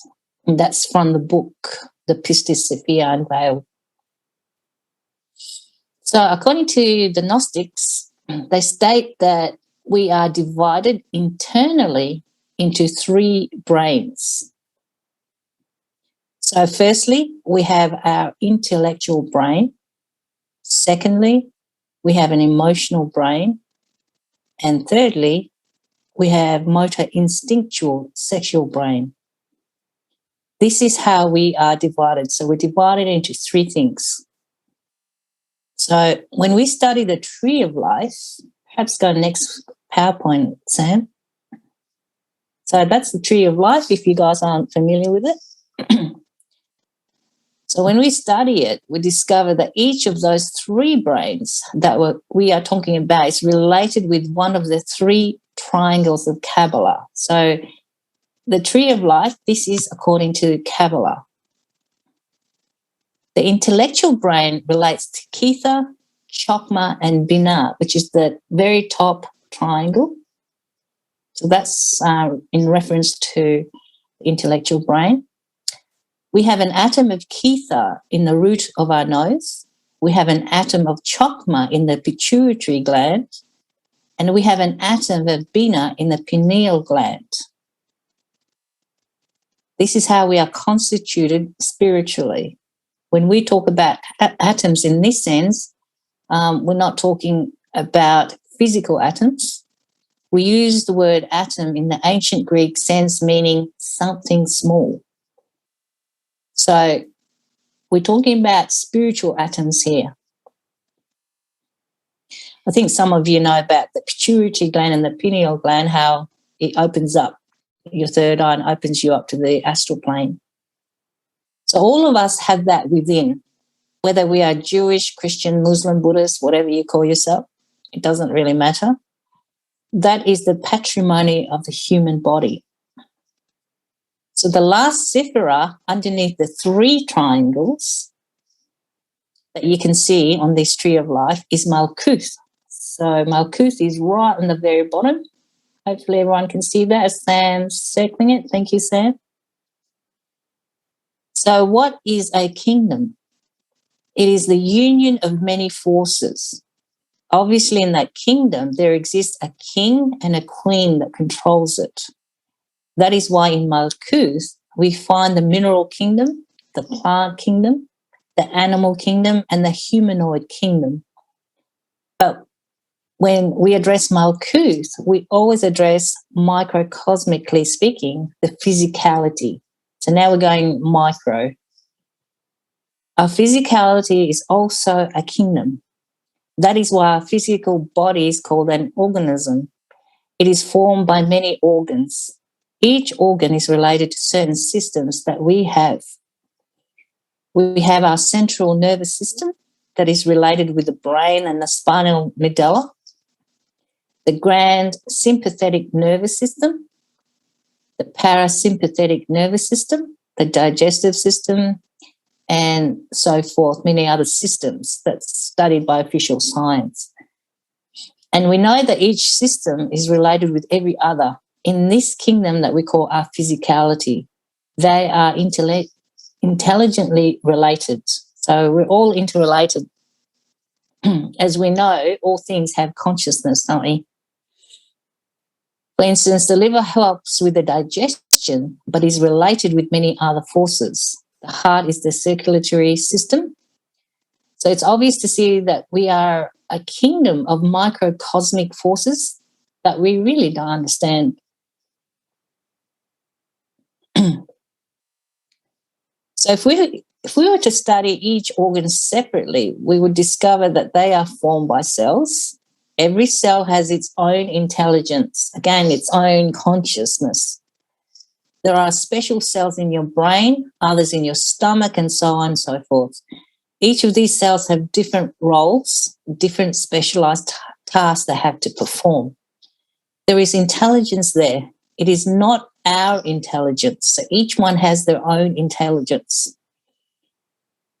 Our duty is to be involved with that intelligence in order to become an inhabitant of Eden. An inhabitant of Eden, which is in the fourth dimension, has control of all of his systems, all the cells of every organ. So, I mean, I'll be honest with you, I still can't control all my organs. I'm continually practicing on it, so that this is my daily ritual, is trying to control all my organs, because I still can't control them. So that's my process of growth. So if we investigate the cells, we discover that they are formed of molecules. If we study a single molecule, we discover that they are formed of atoms. So in the final synthesis, we are atomic creatures. Isn't it awesome? We are atomic creatures. So you can see how magnificent we are. We're magnificently created, marvelously created. So Samuel Onwur states that every atom is a trio of matter, energy, and consciousness. Hello, Steve. I'm sure that's Steve. Yeah. This is why we come together here, guys, every week in order to develop cognizance about our own individuality, beginning with the physical body and its three brains. We stated that the physical body has three brains, three systems, because this is how the tree of life teaches us. It is very interesting to see how this tree of life shows us different forces of the three brains in order for us to study our kingdoms. So for those who are working closely with me, this is the path we use. So it's like a roadmap in ascension. And so we use this, particularly Saturdays with Christine's group. We study a lot, and how to ascend by using the tree of life and bringing us into that transcendental mind, and using alchemy, moving up to Kether. So when we enter onto this path, we are called to be kings and queens of our own particular individual nature. If we conquer our own individual particular nature, we conquer nature externally. So when you read the Bible literally, it says that the human being is called to be a king or queen of nature, which is true. However, the problem is that every individual that believes themselves to be a true human being, a king or queen of nature, they demonstrate this by killing the creatures of nature. So that's the irony of it, the stupidity of intellectual animals. So really, we're simple humanoids, intellectual animals that are trying to reach the level of human in order to control the forces of nature. Now, Tao talks about nature. Tao really moves with nature. So for that, we first have to control ourselves. That is precisely what the book of Genesis teaches us, how to become a true human being. It explains the steps necessary from the beginning in order for us to become that. The goal of Genesis is to teach us how to become a true human being. So what the Genesis is called Adam. So I'm going to ask you to put your thinking hat on. I'm going to go through Hebrews with you guys. So I'll go through it again slowly. Again, it's important to know the mechanics and the process, just like with anything that you do. When you understand the process, it's much easier, and we need that comprehension in our intellect as human beings, because without understanding of comprehension of what we're doing, we kind of stuff it up and we get confused. All right, so the first word of the book of Genesis, which is Bereshith, can be divided into 3 parts, and each related with 3 brains. So the 2 first letters, Beth Resh, with the first triangle, the second 2 letters, Aleph Shin, with a second triangle, and the third 2 letters, Ayod Tav, with the third triangle. These pairs of letters form Ba, Esh, and It. Just dividing this word into 3 syllables, we see how we are constituted. So let's begin by breaking it down for you guys. So the word Bereshith begins with Beth. Many Kabbalists state, and they give great many reasons why, Bereshith begins with the letter Beth and not with Aleph, which is the first letter of the Hebrew alphabet. The reason for this is simple. When we know alchemy, we know that there are 3 mother letters in Kabbalah. These letters are Aleph, Shin, and Mem. Aleph, the first letter, is formed by 2 iods and a vav. Aleph is the symbol of the wind, the symbol of the air, the symbol of the spirit. As it is plain to see, if we are alive, it's because we are breathing. I'm talking to you, it's because I'm inhaling air, wind, and spirit. So why does the book of Genesis begins with Beth and not Aleph? Because in order to pronounce the B, we must first inhale. We must first breathe it in. We need air in our lungs in order to talk. It is said that the letter Aleph is not present at the beginning of the word Bereshith, but in order to pronounce that word, you must first breathe in. Aleph is there at the very beginning. If you were to keep reading, pronouncing the words of the Bible, you must keep breathing. Aleph is hidden in every single word of the Bible because it symbolizes the wind, the air, the spirit. So you reason why the first word of the Bible begins with Beth. The Aleph is there, but it is silent, which is the breath. The breath is silent. So Briar, the world of creation, begins in Darth, the throat. So if you just circle where Darth is, Sam, great. See that orange glow is Darth. So that signifies the throat. The word for creation, Briar in Hebrew, begins with Beth. In the book of Genesis, the word Briar is written Bera with Beth Resh Aleph. There is a certain ruin that the Gnostics practice, which is called the ruin bar. In that word bar is hidden the first letters of the word Bereshith. Beth Resh Aleph. Bra, which means creation. So creation begins with Beth, because in order to create, you need the breath of God, the spirit. That is why the letter Beth relates with the first triangle, because it is in the throat where we begin. As the book of John states, in the beginning was the Word, and the Word was with God, and the Word was God. That is why Ba means son in Aramaic. The Logos, the Son, is the word of our head. In our head, we have those 3 spiritual atoms, which we spoke earlier. So when we talk, we take from our head, our mind, whatever we have there, and then we pronounce it. We create that. That's the beauty of our language. The second letter is the letter Resh. Rosh in Hebrew means head. It is obvious then that this is all begins with our head, with the word.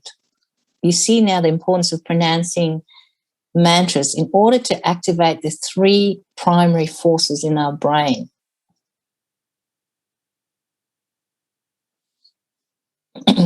Understanding this, we find that the second 2 letters, Aleph, Shin, relate to the second triangle of the tree of life. Thanks, Sam. The letter Shin has 3 vowels, or in other words, 3 wicks, 3 lights, which relate to the second triangle. So if you look at, again, the tree of life, Chesed, Geburah, and Tifereth.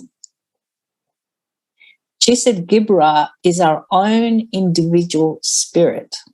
We talked about the spirit or breath of God as it relates with the first triangle that enters through the nostrils when we breathe. That is related with the cosmos. But within, we have our own spirit. In Sanskrit, that spirit is called Atman. So what we do in these teachings, all the practices and exercises, is in order to develop our own particular spirit. So our particular spirit is the Chesed. That spirit always has a divine soul. That divine soul is in Kabbalah called Geburah. Can everyone see that? As Sam is circling it? Yeah, thanks, Sam. So we have that spiritual soul, Geburah, and spirit, Chesed, in heaven. Here on earth, we only have a particle of Tifereth. So Tifereth is the human soul. It is the human element of that monad. So our human side is actually is referred to as monad. So in the beginning, I mentioned about being humanoids. So we're not humans because that human soul is not developed in us. It's a baby. So as babies, we have the duty of growing up. That is why we do all these teachings and gathering together, clearings and all that stuff, so that we can all grow together in this path. Because I'm sure everybody wants to grow up, spiritually speaking, and also psychologically speaking. Yeah, thanks, Karis. So interestingly, the word psychology can be broken up like this as well. So psyche is the Greek word for the soul. Logos is the word. So the real psychologos, psychology, is that soul that works with the logos. This is why we invoke the forces of the logos. So we use language to bring the force, to make it happen. The solar force in order to work in our psyche, because we have to draw it out from our mind. That Tifereth, that baby that we have, has a seat in the pineal gland, but it also vibrates in our heart. That is why you find the relationship of intuition with both the heart and the pineal gland. Intuition in the heart is hunches, gut instincts, etc. However, in the pineal gland, intuition is made of images. Often we see these images when we go to sleep. So your inner God, through the pineal gland, shows you many things that are necessary for you to know. And he shows that through his own language, intuition. So source, God, shows through by intuition through your pineal gland. We have to learn that language by studying our dreams or any other message that our particular individual God gives us, because ultimately Source wants us to grow up. So I know Warren constantly shares about his downloads. So Warren won't be the only one that gets downloads. All of us get the downloads. So again, Samuel on Worth says Neptune, which is Poseidon, has control over the pineal gland. Only with sexual transmutation is this gland of the gods activated. Uranus controls the sexual glands and Neptune controls the pineal gland. Uranus is practical sexual alchemy. Neptune is esoteric study. So first we must study and then work in the laboratory of the alchemist. So among the alchemists, they know that in the beginning, when you first study these religions, it's akin to giving a baby milk. So any form of religion, whether it's Tao, Buddhism, etc., we've got to start from giving a baby milk. Just as the mother gives her breast milk to the child, that milk is the simple, basic knowledge, believing in God, following the basic commandments that they teach in every religion. So in truth, however, these commandments are very veiled. So eventually we have to grow up. Because of the veiled nature of these teachings, the atheists who try to make sense of them laugh and deride them. They don't understand. I'm sure many of you come across thinking, what the hell is energy work, energy clearing? So in any religion, the adherents of that religion don't properly study it.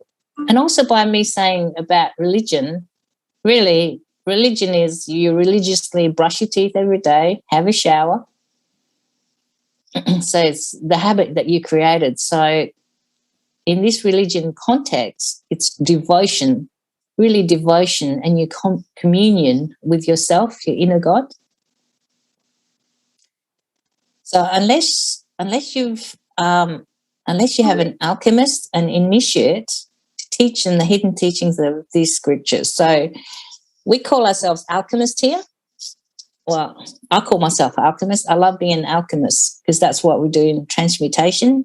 And what Kylie shared with earlier, that's exactly what we did. We did alchemy on her.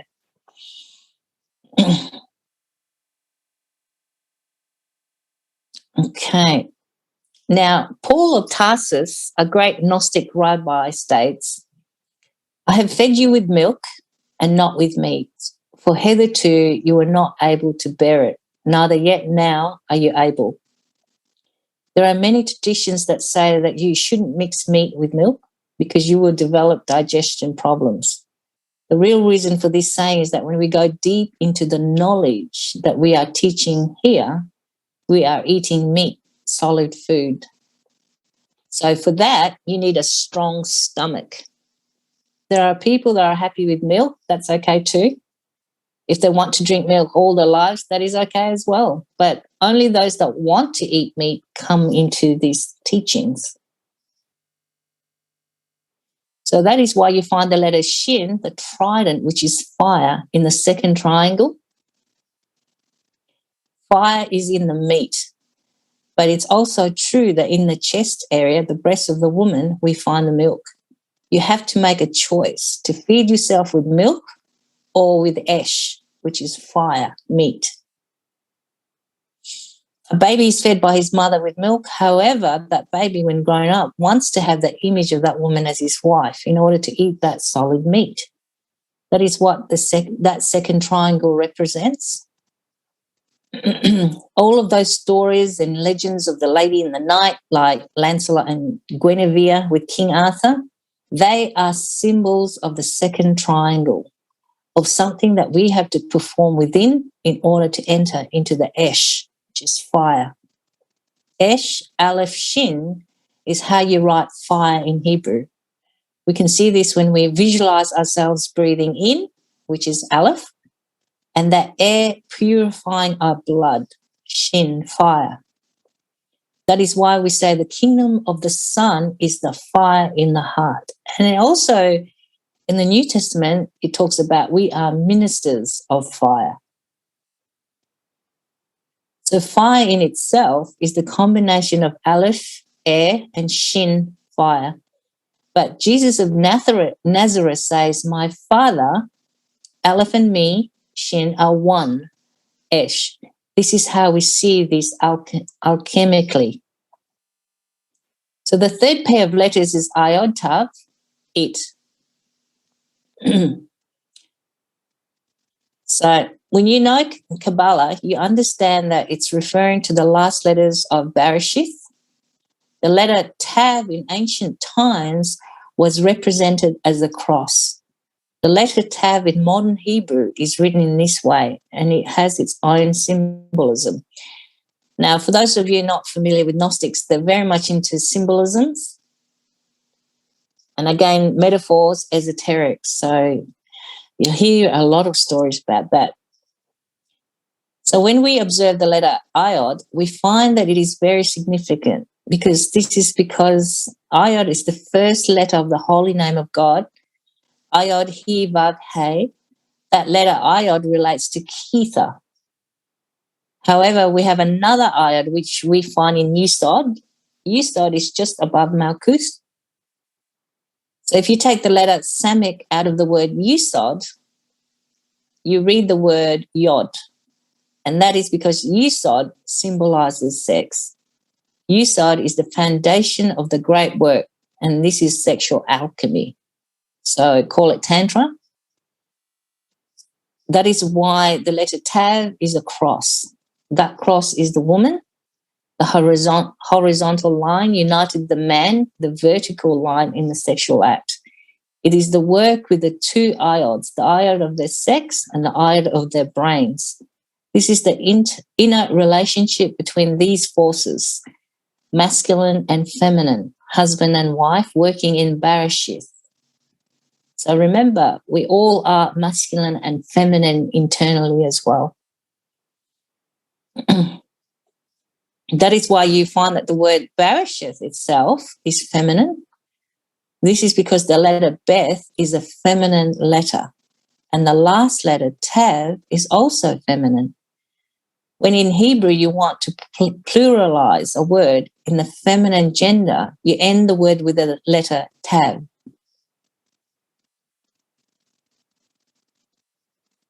If you want to pluralize a word in the masculine gender, you end the word with the letter Mem. So if we were to pluralize this word Bereshith in the masculine sense, it would be Bereshim. So this word Bereshith is showing us the femininity, I can't say the word femininity, of the physical body, esoterically speaking, whether male or female. That physicality is the kingdom Malkuth. So that's where we are, guys, Malkuth.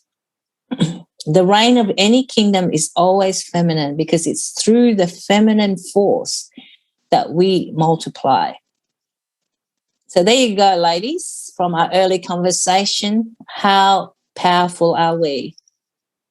Because we are the ones that multiply. That is why when talking about the three brains as they relate to the word Bereshith, we find that it ends with the letter Tav, the cross.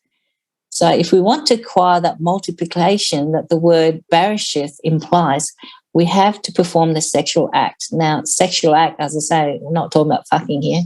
We're talking about alchemy, tantra. So in Genesis 1:28, it says, and God blessed them. God said unto them, grow and multiply and replenish the earth and subdue it, and have dominion over the fish of the sea and over the fowl of the air and over every living thing that moves upon the earth. Now, if we wanted to multiply ourselves physically, we know very well that we would need to enter into the sexual act. However, that is not what we're discussing here. We're talking about sexual alchemy. The multiplication we are referring to here is different. Alchemy is something that we have to study. The multiplication of the word Bereshith, alchemically speaking, is what the book of Genesis addressed as master. So mastery is what Genesis is talking about when it says, be fruitful and multiply. So ask yourself, if it were not written in the Bible that it was necessary to grow and multiply physically, would people not do it? So it's really absurd and incongruent. Clearly, that phrase is not referring to physical multiplication. Any animal instinctively understands how to multiply itself physically, just as we intellectual animals. So as King Solomon said, I said in my heart concerning the estate of the sons of men, that God might manifest them, and that they might see that they themselves are beasts. For that which befalls the sons of men befalls beasts. Even one thing befalls them. As the one dies, so dies the other. Yea, they have all one breath. So that a man has no preeminence above a beast, for all is vanity. All go unto one place, all are of the dust, and all turn to dust again. Who knows the spirit of man that goes upward, and the spirit of the beast that goes downward to the earth? Wherefore I perceive that there is nothing better than that a man should rejoice in his own works, for that is his portion. For who shall bring him to see what shall be after him? And that's in Ecclesiastes. When we study the book of Genesis alchemically, we understand that it's telling us to grow spiritually speaking. And when we develop those internal senses or fruits that we need to develop, we multiply internally. It is this that we need to multiply in order to become a true Adam, a true human being. So in order for a soul that is yet a baby to grow up and multiply, it needs to not be androgynous. It is impossible to grow up spiritually whilst remaining in androgyny. There needs to be a confrontation of the two forces, which is the masculine and feminine. That is why there was the necessity of separating of the two sexes, creating Eve out of Adam. It's stated that Eve was taken out of Adam. So if Eve was taken out of Adam previous to that, Adam must have been Adam Eve. That is to say, possessing both polarities within. So this is before they ate the fruit. The point of this is, at the time of Lemuria, when there were only androgynous hermaphrodite bodies, the Lemurians knew that the new souls that were ascending from the animal kingdom would eventually reach the time when they would be ready to enter into the human kingdom as babies. As babies, spiritually speaking, they would be as humanoids. So they were giving the bodies to these souls. In other words, when the sexes were separated, the Lemurian women were having babies, and in those babies were incarnating the most evolved souls of the animal kingdom in order for them to learn how to become human. This is a law that has to be fulfilled.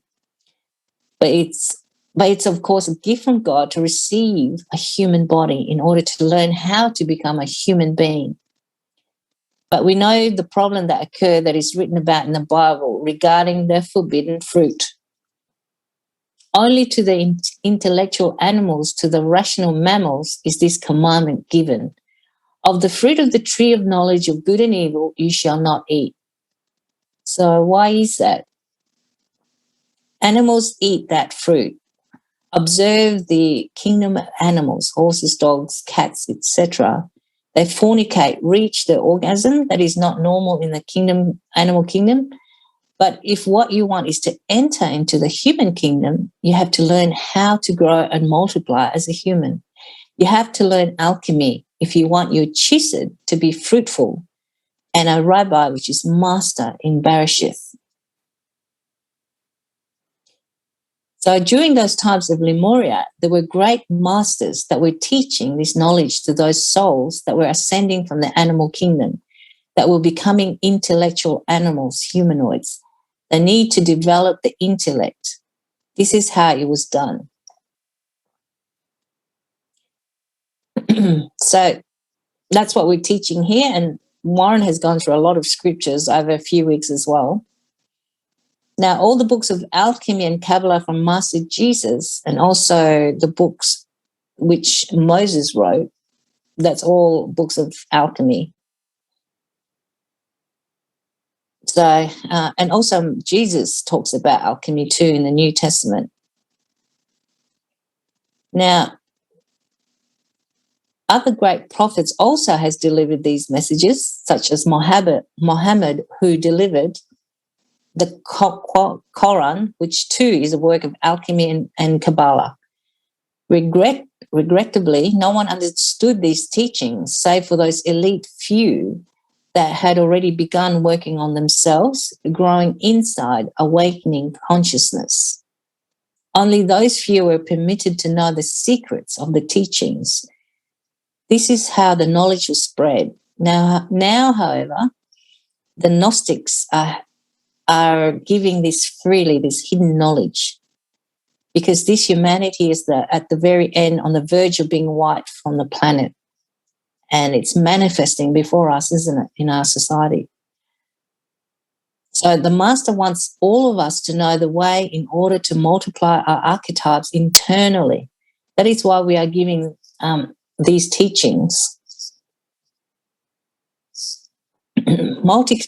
Multiplication means to create children inside of us, the children of Israel, or what we call the solar bodies. So as we're transmuting and using the alchemy, we're producing children within us.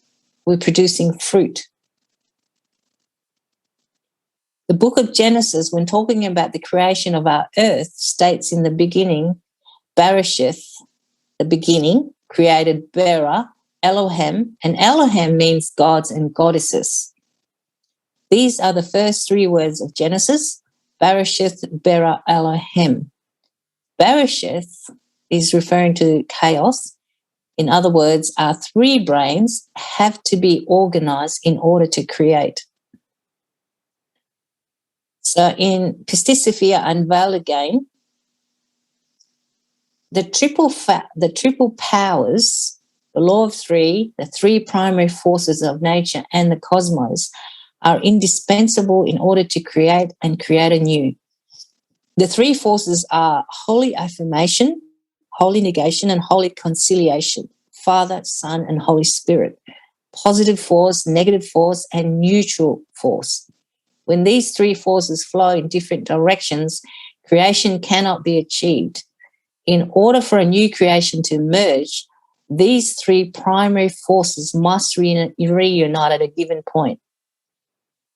That given point is the sexual act. The triple powers and the 4 and 20 invisibles are present in the dawn of any cosmic creation. Positive, negative, and neutral forces and intensive work in the great work form a single whole.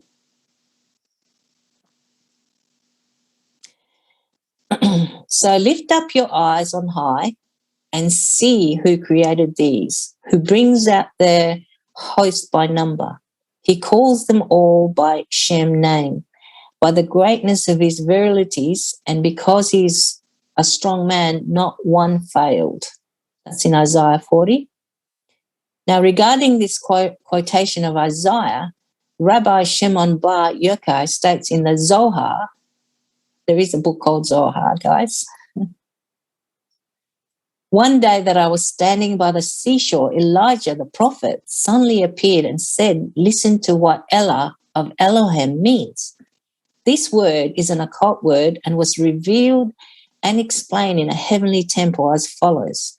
When the most secret one wished to reveal himself, he first creates a point, the letter Iod, and it became a divine thought in which were the ideas of all created things and forms of all things. And also that holy, glorious light, the prana, wherein is the Holy of Holies, a structure of magnificent and lofty dimensions, the work of that divine thought and the beginning, or cornerstone to this structure, hidden and concealed in the Akash. The name as yet find not ineffable, find known only as my, which in Hebrew means who. So who wished to manifest itself and to be called by name and become arrayed and clothed with the letter mem, a precious and resplendent garment. My therefore created these through Ella, the goddess, which then became a part of the divine name.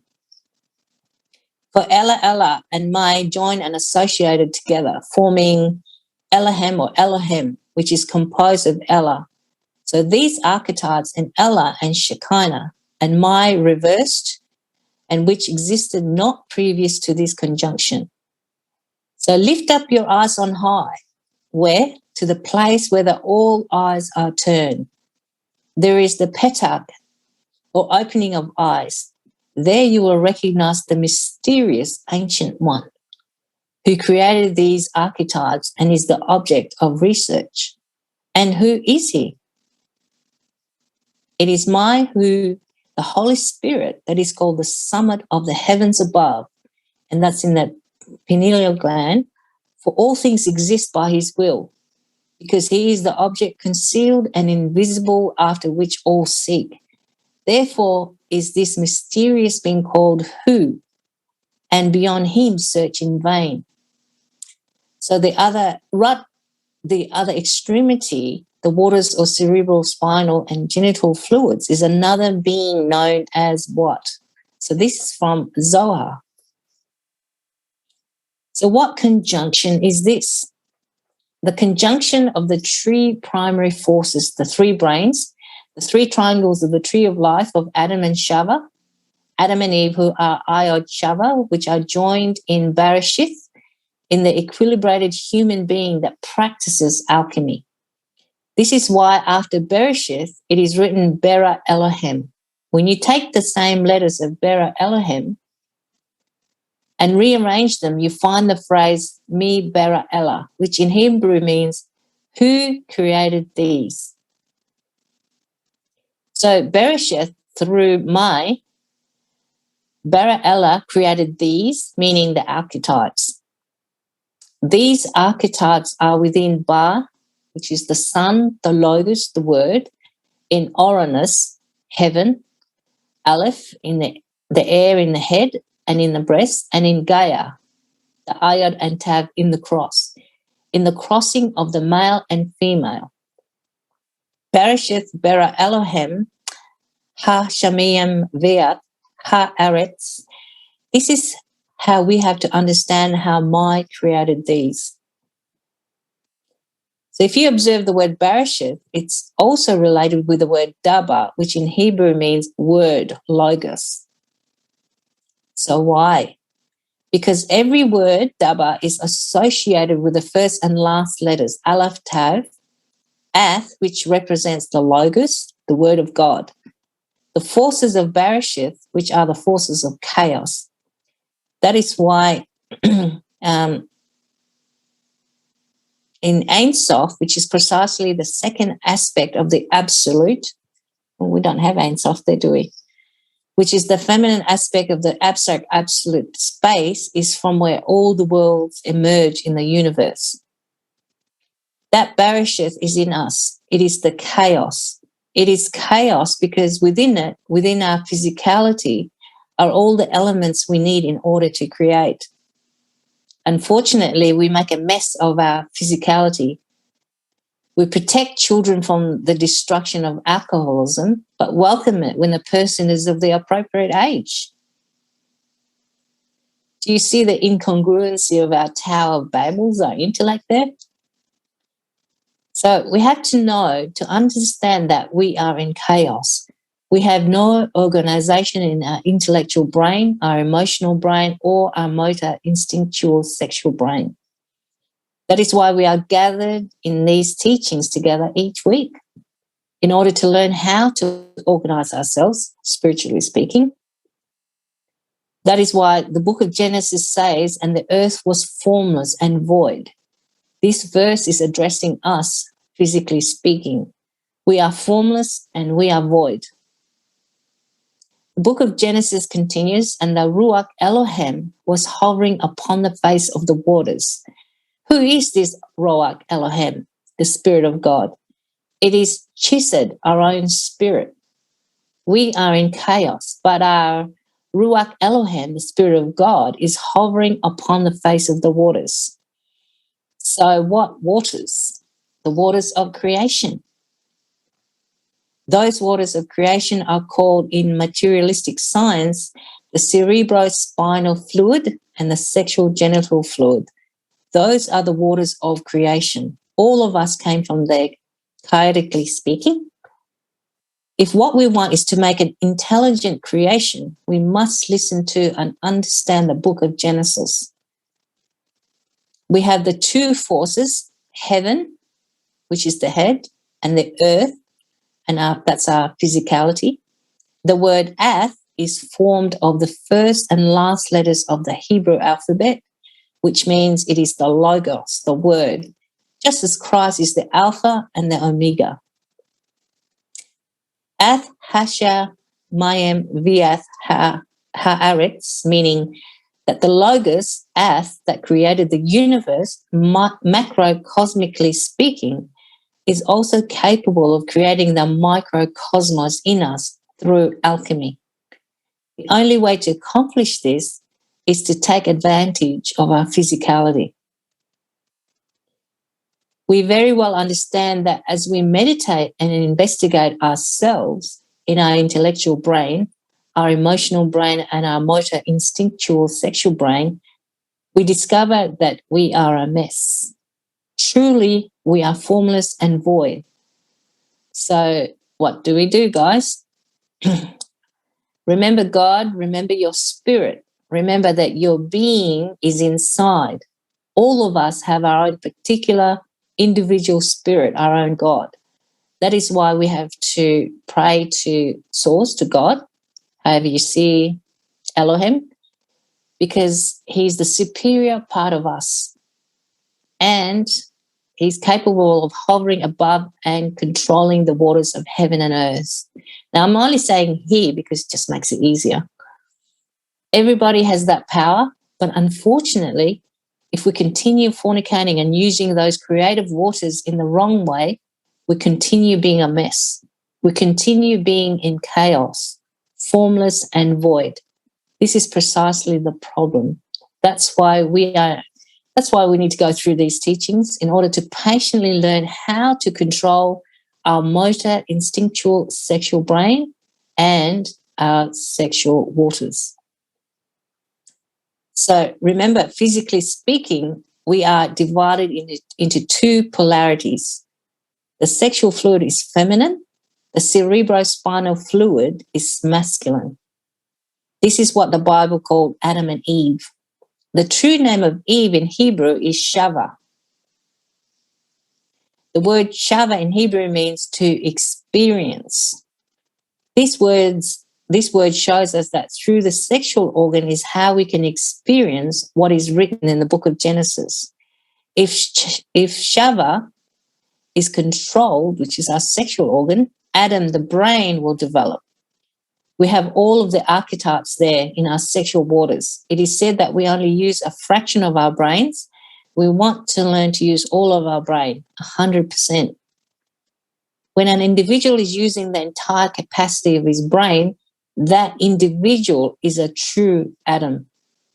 Only Eve, the sexual organ, can give him that through creating, multiplying, growing inside. That is why we say to experience is better than to believe. So those people that still follow the mechanical laws of animal nature continue fornicating. They still need to believe at that level of the intellect because they don't have knowledge. So again, Gnostics is about knowledge and coming into the truth. However, if we know the mystery of Shava, to experience the sexual energy, and then we transmute through pranayama or tantra, then we develop our brain, our Adam. In order for us to develop our brain, that sexual energy has to rise up our spinal medulla. In our spinal medulla, all of our powers are found. In Sanskrit, they refer to these powers as the 7 chakras. The Book of Revelation called them the 7 churches. So if we start developing those spiritual senses, those chakras, then our atom, which is our brain, will begin to grow, to develop, to multiply. Remember, in the brain is the pineal gland, the seat of the soul, which is Teperith. What do we call that force in Shava that when it rises, it develops the brain? In Sanskrit, it is called Kundalini. In the Bible, it is called the Shekinah. And of course, in Hebrew, the Shekinah Kundalini is coiled 3.5 times, forming a nest in the fornicator. The Bible called that nest Cain. In Hebrew, Cain means nest. The nest or Cain, the sexual force, the divine substance of the sun, the serpent, is in the coccyx. In the Meludha chakra, there is where we have Cain. This is why the tempting serpent, the Khanda buffer organ, the instinctual animal force, talked to Shava, who, when creating her first son, according to Genesis, she says, I have gotten Esh, male fire, man, with the Lord, the divine substance of the sun. Thus, Shava, the sexual organ, through the animal orgasm, forms Medusa, the son of Cain, in the mind of the fornicator. The son of Cain is Shanok, which in Hebrew means scholar, intellectual. Enoch, the son of Jared and father of Methuselah, must not be confused with Cain's son, Medusa, the intellectual animal, the tenebrous seer. I don't know if some of you are familiar with Madame Blavatsky's work. She says, Enoch in Greek, literally the inner eye, the seer, a reference to the third inner or spiritual eye, the true name for Enoch disfigured from Chanuk. That's what Madame Blavatsky says. Now in Matthew 6, it says, the light of the body is the pineal gland eye. If therefore thine pineal eye is good, fulfilling its alchemical duty, thy whole body shall be full of light. But if thine eye be wicked because of fornication, thy whole body shall be full of darkness. And all the days of Enoch were 365 years, and Enoch with Elohim, and Enoch walked with Elohim. 365 years are the same number of days of Ra, the solar year. And he was not, for Elohim took him. That's in Genesis 5.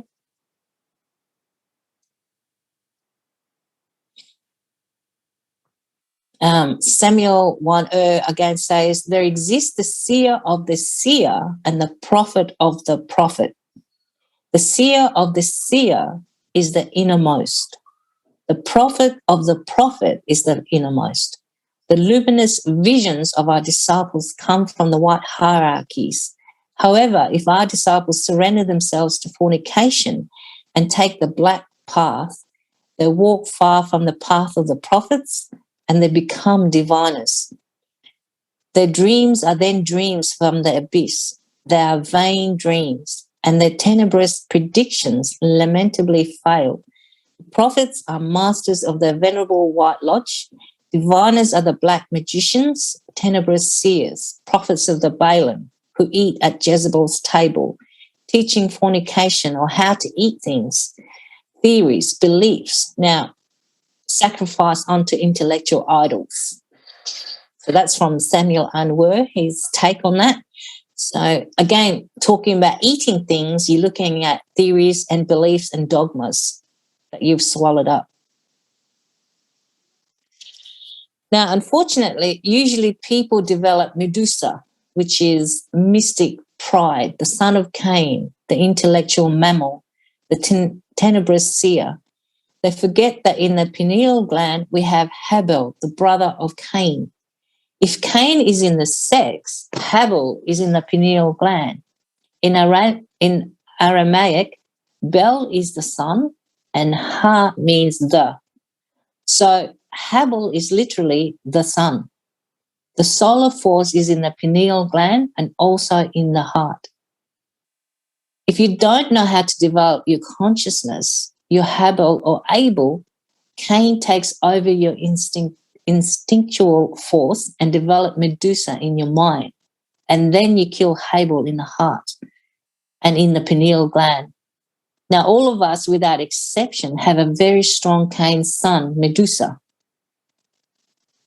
Through the orgasm, all of us, without exception, had killed Habel. Let's have a look at Genesis 4. And Adam knew his wife again, and she bare a son, and called his name Seth. For Elohim has given me Seth as another seed instead of Abel, whom Cain slew.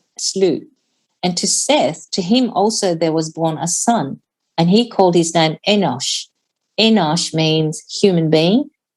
Thus the Sethim Enoshim, the genuine human beings, began to call upon the name of Ayod Hava.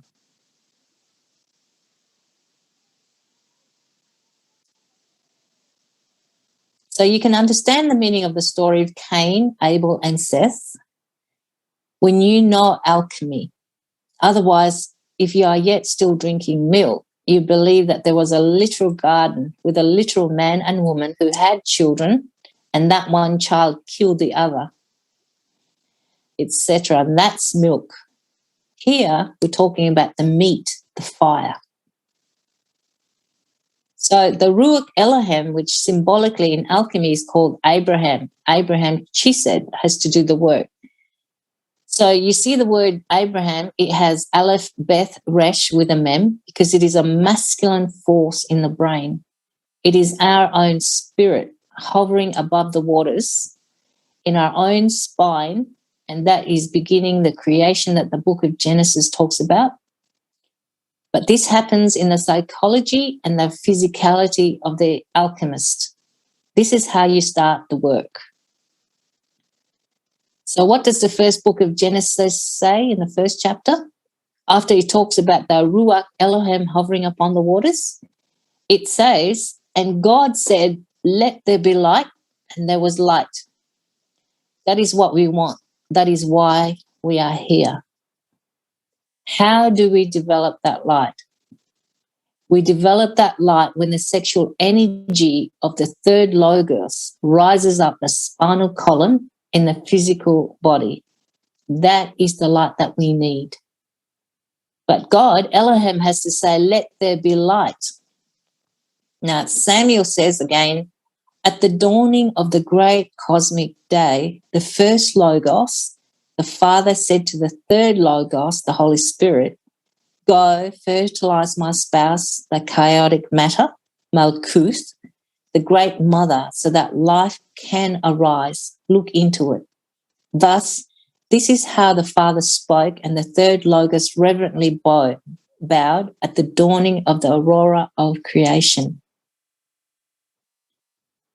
So interestingly, in Hebrew, it doesn't actually say, and God said, let there be light. It says, and Ayod command Elohim to become light. In Hebrew, Va'e Amar Elohim Yeha Or. Elohim is a plural word.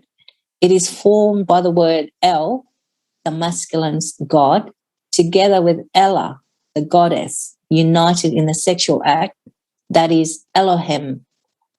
Amar in Hebrew means to say, to speak, to command. That is the Logos. So Va'e Amar Elohim is showing us that the Logos, the Ayod, the word commands Amar, the third Logos to enter into activity, and that Logos has to act in us through our spirit, Elohim. That Logos is at as well. This means that the power of creation is in the hands of the Logos, the word. When the spirit obeys the Logos, then the Logos creates through Chesed, the spirit. Abraham in Bereshith, the significance of this is that in Sanskrit, we name the creator Brahma. So hopefully you can see the similarity. How's everyone? Is everyone okay?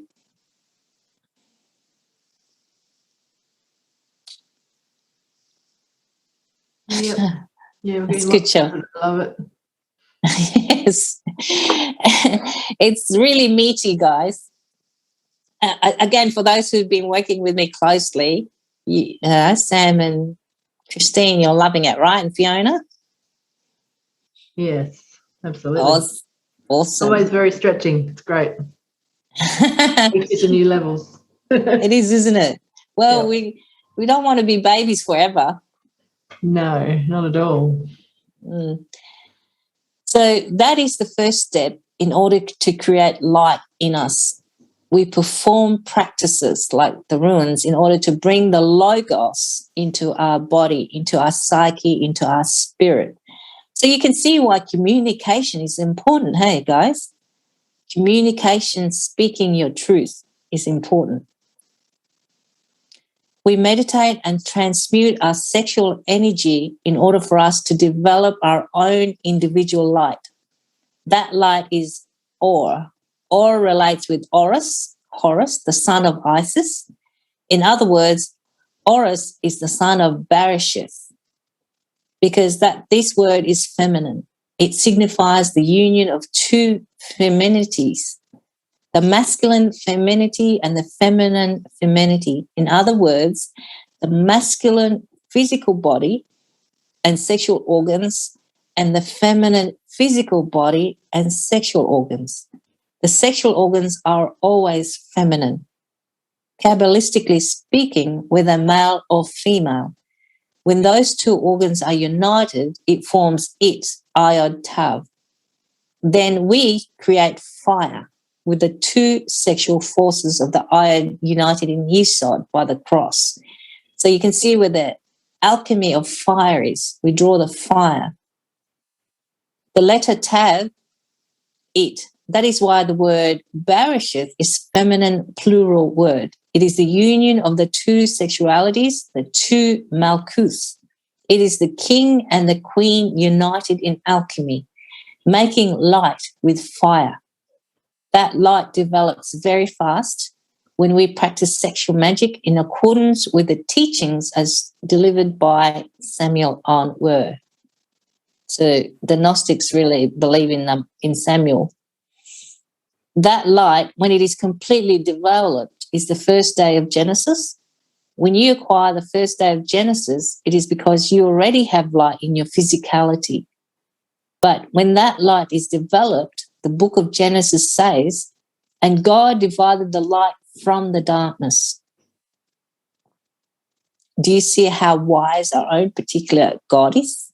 God knows very well that if we were to be left with that light, we had accrued that we would use that light, that power for foolishness, for evil, because we love power.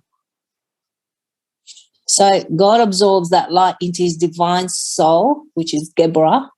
That light is called day, and the darkness is called night. This happens to any alchemist who laments that withdrawal of light from him. God is wise, so he has to divide the light from the darkness. Then comes the second day, and God said, let there be a firmament in the midst of the cerebral and general fluids or waters, and let it divide the superior waters from the inferior waters. And God made the firmament in the spinal medulla and divided the waters which were under the firmament, getting tongue twisted here, the firmament from the waters which were above the firmament, the superior from the inferior, and it was so. And God called the firmament heaven, and the evening and the morning were the second day. A new ultra-sensible physical body filled with millenarian perfection has been formed from the finest atoms of the physical body. It has the majestic appearance of the cosmic Christ and is eternal and incorruptible. This vehicle that replaces the physical body of clay has been formed in the ethereal body, the vital depth of Malkuth, our clay body, our physicality, in the same manner that a chick is formed within the egg. That heaven is the first heaven that appears inside of the alchemist, in Yesod, the vital body, the superior aspect of our physicality. In the what we said earlier, the Greek, in Greek, the word for heaven is Uranus. We have to create our own particular Uranus inside of us. So Uranus is heaven. Uranus is the first begotten of the chaos. This is related with our physicality. We said that our physicality is chaos. So the first begotten of the chaos is Uranus. Uranus is the firmament that is called heaven. It is the vital body. But that light, that heaven remains with the alchemist, it is not moved. It is then the superior part of the physical body. Maya, in Sanskrit, was a great ancient king of the Asura, Daitya and Yakshasa races. Maya was known for his brilliant architecture. In the Mahabharata, Mayasava, the hall of illusions, was named after him. So that comes from the Hindu mythology. It is very interesting that the sexual gonads are esoterically governed by Uranus, the planet of Aquarius. Uranus was a divine king from primeval Atlantis. Uranus reminds us of Oran, to make water, rain, the primordial water and fire. This is equivalent to the establishment of the first lunar solar cult of the androgynous Io. In other words, the apparition of the astrological Chaldean. Therefore, Uranus, the Mayasura, the first Atlantean, is factually the first revealer of the sexual mysteries. One has to descend into the ninth sphere in order to work with the primordial fire and water, origin of worlds, beasts, human beings, and gods. Every authentic white initiation begins there, according to Samuel Onwer. Those that create Uranus in Yesod understand that Uranus represents the vital body, the superior waters of heaven. Uranus rules the Aquarius, the water from the air, the cerebrospinal fluid. Thus, the medulla and the brain of the vital body is that heaven. The goal of any alchemist is to develop in that heaven what we call in Buddhism his bodhicitta. That is why we create that heaven. In that heaven, he will develop that bodhicitta. So what is bodhicitta? It is the consciousness free from lust, free from anger, free from laziness, gluttony, vanity, pride, hatred, etc., and all of those vices and defects that are very abundant in us. So when we meditate and perform the practices that we do in this teaching, the bodhicitta, the awakened consciousness that we develop, is placed in that heaven, our vital body, when we eventually create the body of liberation. The body of liberation is another physicality that is born, but not in this physical three-dimensional world. It is born in the fourth dimension. This is how the alchemist prepares himself and develops bodhicitta through alchemy. Master Paracelsus called the sexual vital force the archeus. The archeus contains Bena, the intelligence that creates the internal solar bodies of the human being. The sexual vital substance, semen, is its vehicle. Paracelsus called the vital body the mummia. This word is derived from mummy. The mummia communicates the life vital force to our physicality. Like any substance, the mummia of plants and animals as well as minerals can be collected, dispersed, or manipulated. Sikh mummia can be extracted from our physicalities, and solar mummia can be implanted into it. Through the mummia, a resurrected master acts psychically upon the health of a devotee. The four bodies of sin, protoplasmic, lunar, physical, ethereal, astral, mental bodies, are replaced by four heavenly bodies that serve as a temple for the triune immortal spirit. which is Chesed Gebra Tifereth. We extract the body of liberation from this physical body. This body is made with flesh, but flesh that does not come from Adam. It is a body filled with millenarian perfections. It is elaborated with the most evolved atoms of our physical body. The body of gold that penetrates the body of liberation is extracted from the ethereal body. The child of gold of alchemy that replaces the astral body is extracted from the astral body. The Christ mind that replaces the mental body is extracted from the mental body. This is how we achieve the metallic transmutation. This is how the 4 bodies of sin are replaced by the 4 bodies of glory. The gods of nirvana are dressed with 4 bodies of glory.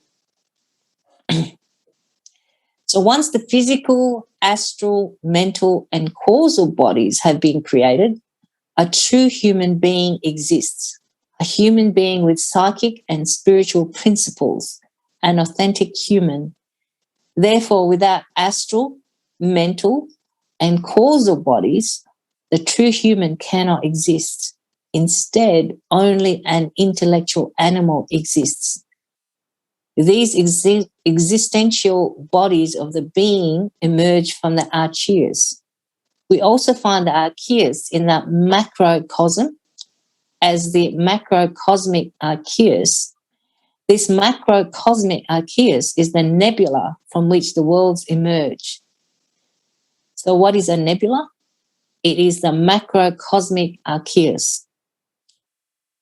Obviously, before the bodhisattva is born, the bodhicitta must be formed within us. Furthermore, it is important to clarify the necessity of disintegrating the ego, the I, in order for that bodhicitta to emerge. The bodhicitta is formed with the merits of love and supreme sacrifice for our fellow men. The bodhisattva is formed within the environment and psychological atmosphere of the bodhicitta. So we must not mistake the bodhicitta with the bodhisattva. The bodhicitta is the awakened and develops consciousness of the being. The bodhicitta emerges in the aspirant who sacrifices himself for his fellow men long before the mercurial bodies, which is the astral, mental, and causal solar bodies, have been created. So the bodhicitta's center of gravity is in the vital body, in the body of liberation. This is how we enter the kingdom of heaven. We have to be born again. We have to enter into the kingdom of heaven. The secret to that is here in our physicality. So gathering as we do together here every Sundays and every other days that we gather, in order to share our energy and force is good. It is positive. But individually speaking, we have to continue doing the work that we have learned in these teachings in order for us to continue to develop. So it's a daily ritual, as much as brushing your teeth and having a shower and having aura clearing. So going back, in the first day of Genesis is the light, and the light is lux. From that lux comes the word Lucy, Lucifer, the carrier of the light. When you attain to the first initiation of the major mysteries, when you make light in your physicality, you are a Lucifer, a carrier of the light. From there, God says, let us divide the light from the darkness. And he takes the light and he leaves Satan down here. That Satan is us. Remove from your mind the idea that Satan is some individual outside controlling the world. No, we've got Satan in us. Satan is controlling your own individual particular world.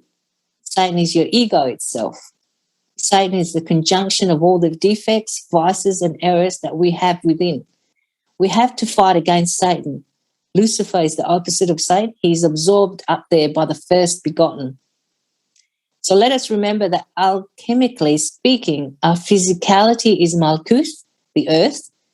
Thus, according to Genesis, our earth is formless and void.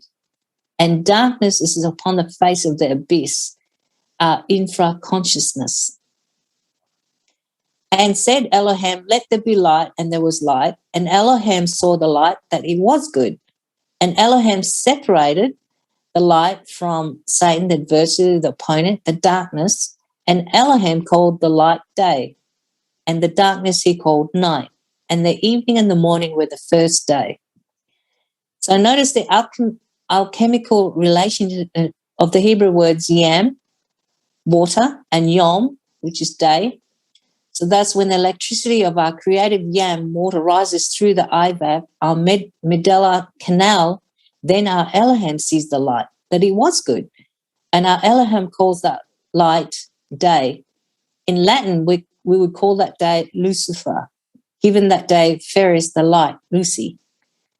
So alchemically speaking, when Elohim separates the light from the darkness, Elohim separates Lucifer from Satan. Thus the light, Lucy, is ferried, absorbed by Geburah, the spiritual soul, and above, and Satan remains below in the dark waters of the sea of Malkuth, the earth, our physicality. The book of Revelation states, therefore rejoice, ye heavens, and ye that dwell in them. Woe to the inhabitants of the earth and of the sea, for the devil is come down unto you, having great wrath, because he knows that he has but a short time. A torch for my foot is your logos word, and light to my path. That's in Psalm 119. So let us not confuse the darkness of the macrocosmos with the darkness of the microcosmos, since these are two different types of darknesses. Regarding these two types, darkness, Samuel states two types of darkness exist. The first we will name darkness of silence and of the august secret of the sages. The second we will call the darkness of ignorance and error.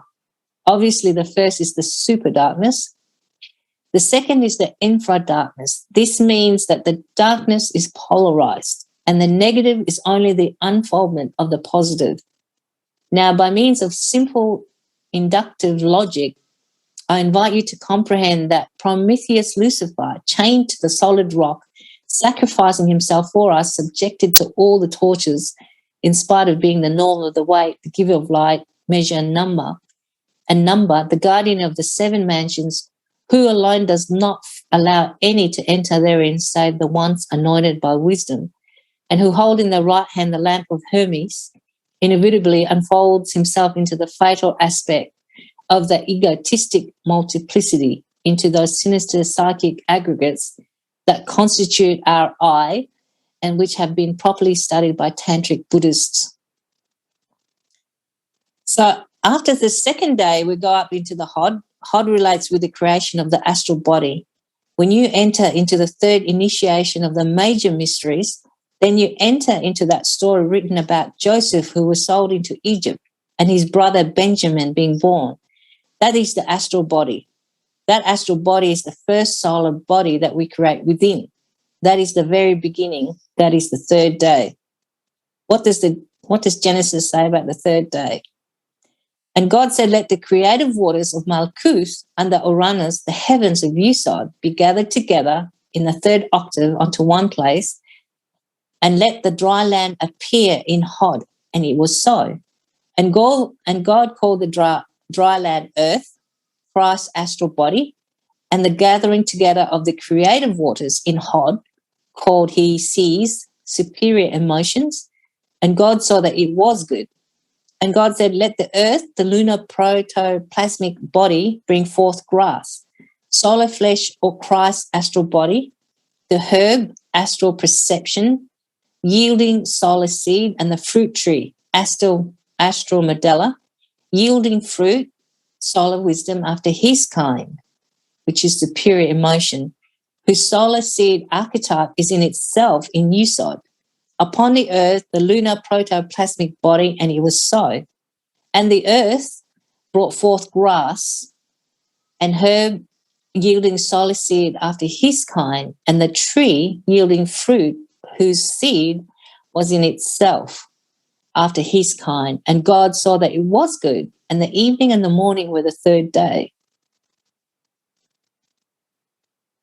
when the sexual fire reaches the heart within the protoplasmic lunar astral body, a most beautiful child, the Christ astral, is born. A third octave will permit us to engender the true astral body, the Christ astral. When reaching these heights, the old lunar protoplasmic astral body, the phantom, is left reduced to an empty shell, which little by little will be disintegrated. The astral body is a double of our physical organism and is endowed with marvelous internal senses. The neophyte has to experience within his astral body the entire drama of the passion of Christ. He has to be crucified, die, and be buried.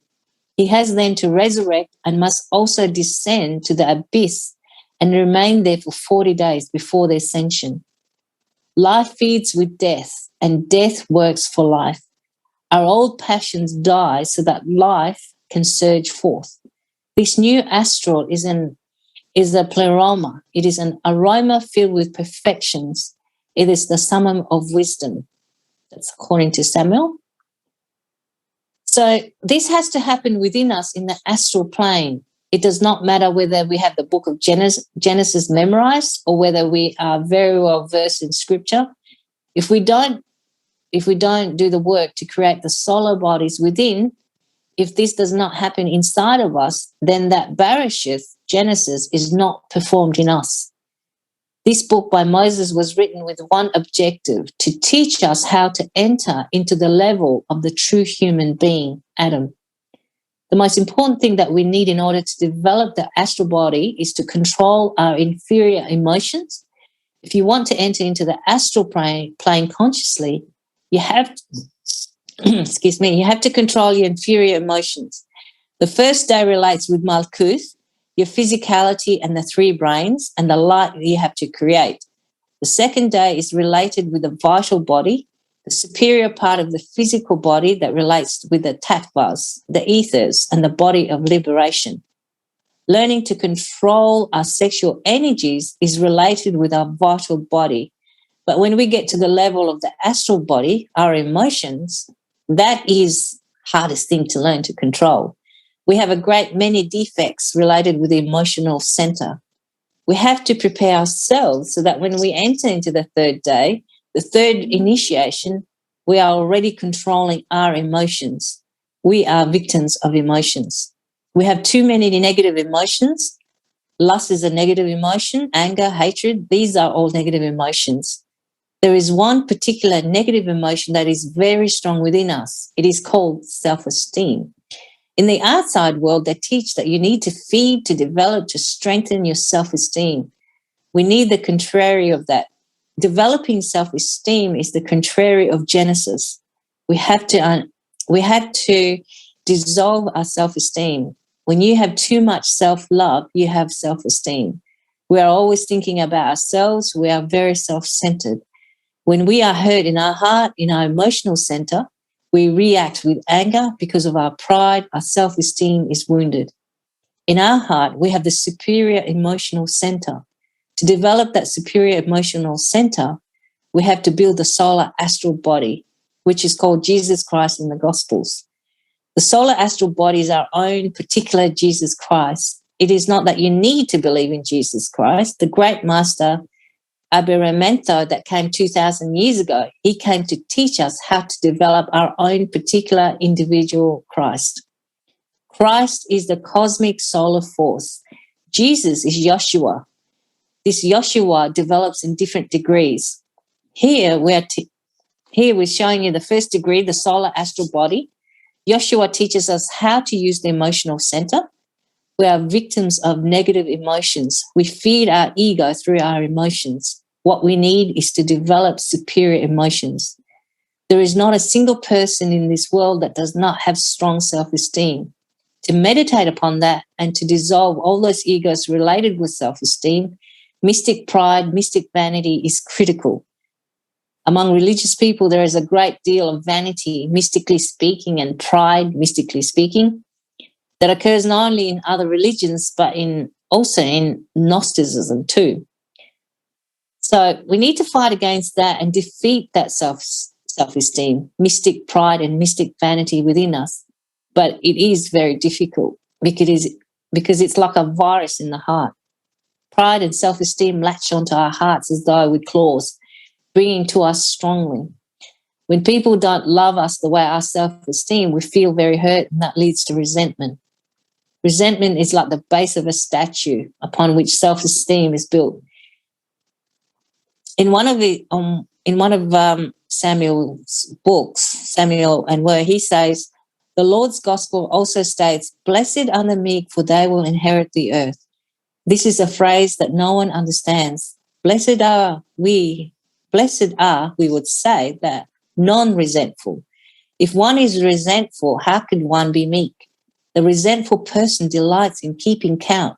He says, "And I who did him so many favors, who protected him, who did so many deeds of charity for him, and look how this friend has paid me back when I have helped him so much, and now he's incapable of helping me." This is the accounting of the resentful. How could one be meek if one is full of resentments? The one who is full of resentments lives keeping count at all times. Therefore, he is not meek. How could he be blessed? What is understood by blessed? What is understood by happiness? Are we sure that we are happy? Who is happy? I have known people who say, "I'm happy, I am content with my life, I am joyful." But I have heard these same people say, "Such a fellow bothers me, I dislike that person. I don't know why I cannot get what I have always desired." So therefore, they are not happy. What really happens is that they are hypocrites, that's all. To be happy is very difficult. For that, one first of all needs to be meek. That's in that revolution of that dialectic. So we see ourselves as victims. We don't want to see ourselves as we are, as devils. We blame God for all of the problems that we have, that we ourselves have created. We love to be loved in the ego. That is why the Lord Jesus says, "Love your enemies," but that is very difficult. No one loves their enemy. That is the way to develop the superior emotional center, to learn to love those that hate you. When we sit to meditate and we recollect a memory of our behavior, mentally, emotionally, physically, that is good. That is how you comprehend yourself. But if you are meditating and instead of comprehending, you are merely identifying yourself with self-esteem, with resentment, you will go nowhere. In those moments, we have to forget. But that is a very difficult thing. To forgive or to say we forgive is an easy thing, but to forget, that is much harder. We always retain our emotional memory of the ego, resentment in other words. So if we achieve the dissolvement of self-esteem, resentment, hatred, anger, pride, vanity, mystic vanity within ourselves, we will advance greatly, making big steps ahead. The rest will be easy, but that is to fight against ourselves. That is why this path is so freaking difficult. This is what we have to do in order to enter into the kingdom of heaven. We have to defeat our inferior emotions, our sexual temptations, which also relate with the heart. We always justify our adultery, saying things like, "I am in love." It is just desire in the heart. So how's everyone's head? I'm going to end it there, guys. Was that meaty enough for everyone? Statement. Yeah, certainly meaty enough for me. Yep, lots of yep, yes, love it. Did you get the first, second, and the third stages in alchemy? I'll be interested now. I'm actually starting to read it myself. I might want to read this stuff now. It's interesting. Yeah, it's really important, guys. I really encourage you. I mean, I thought just to throw you the meat and see how you go with it, because, you know, we really, it's so necessity. We really need to do it in our times to really dive in and break it down. So I love Gnostics because they dive in deep and they are not selective which religion. They pull it all in together. They really, really pull it in together. So I'd encourage you to have a look at, Warren, did you just put the link, did you? Yeah, I did.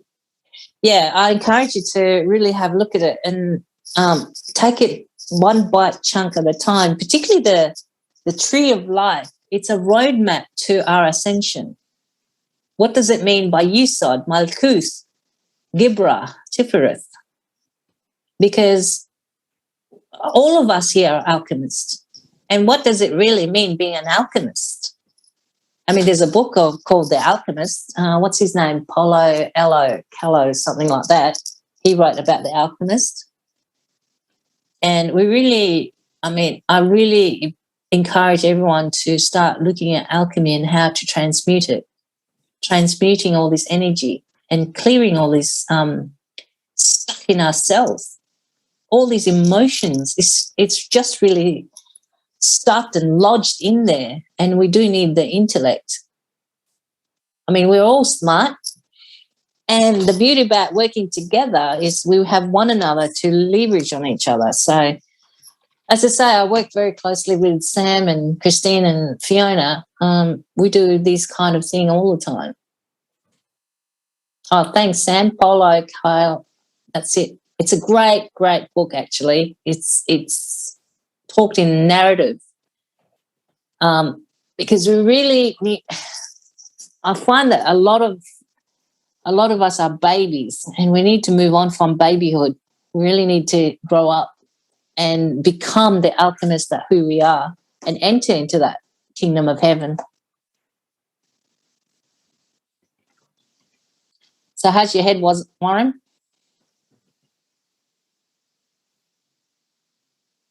Well, it's certainly been stretched a bit, but yeah, I have looked at this kind of stuff before, but yeah, it's pretty intense. It's good. Normally, in Christine's group Saturdays, it takes us weeks to get, we go through 2 PowerPoints at a time to break it down. So we couldn't do that in here. So that's it from me. So just to let you know, everyone, this is actually what I do. So my preference is not to be, I love, Warren's a great teacher, and so is Steve and the upcoming William. I normally like to be behind the scene and just do the energy work.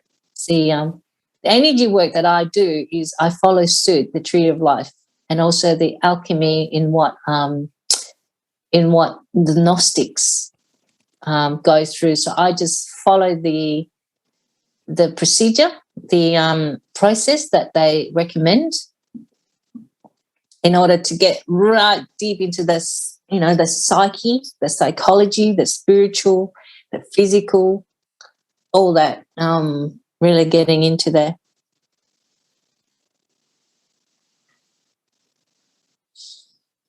So hopefully no one's fallen asleep through that. Probably be a brain buzzing. My third eye's actually sore. It's throbbing. Is it that, Sam? Yeah. Yep. Yeah, I was activating the words because, again, the art of the communication is part of the logos. The logos is the word, the language you use. And so as I was moving the energy behind the words that as I was sharing with you guys. So there you go. What do you want to do now, Warren? It's 1:00. Gosh. Grace, can I just make a comment? Yes, Griffith. That was the fastest I've ever been through all of that. But, yeah, it's really amazing. And for me, it was opening up that book of Genesis was really amazing because the whole thing is a roadmap. And and for me, as you know, my biggest learning about all these things is it's all about mastering your ego. That's what it really is, because as you master that, you go up that spiral, and that's what's so powerful about it. And so, and there was a question, somebody who would like to join our group on Saturdays. If you'd like to private message me, I'll send you the link. I think that's probably the best way to go about it. Yeah, we do from 10 to 12 every Saturdays. That's Perth time. Yeah, West Australian time. And it's very hands-on. We all participate and roll up our sleeves and getting into it. It's really not time to muck around, is it? Because the world without is a reflection of the world within. So if we can sort out our world within, in theory, we can change and manipulate the world without.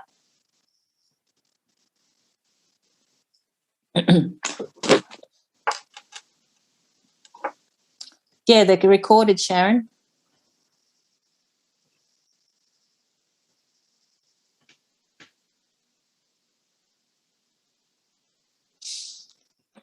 Yeah.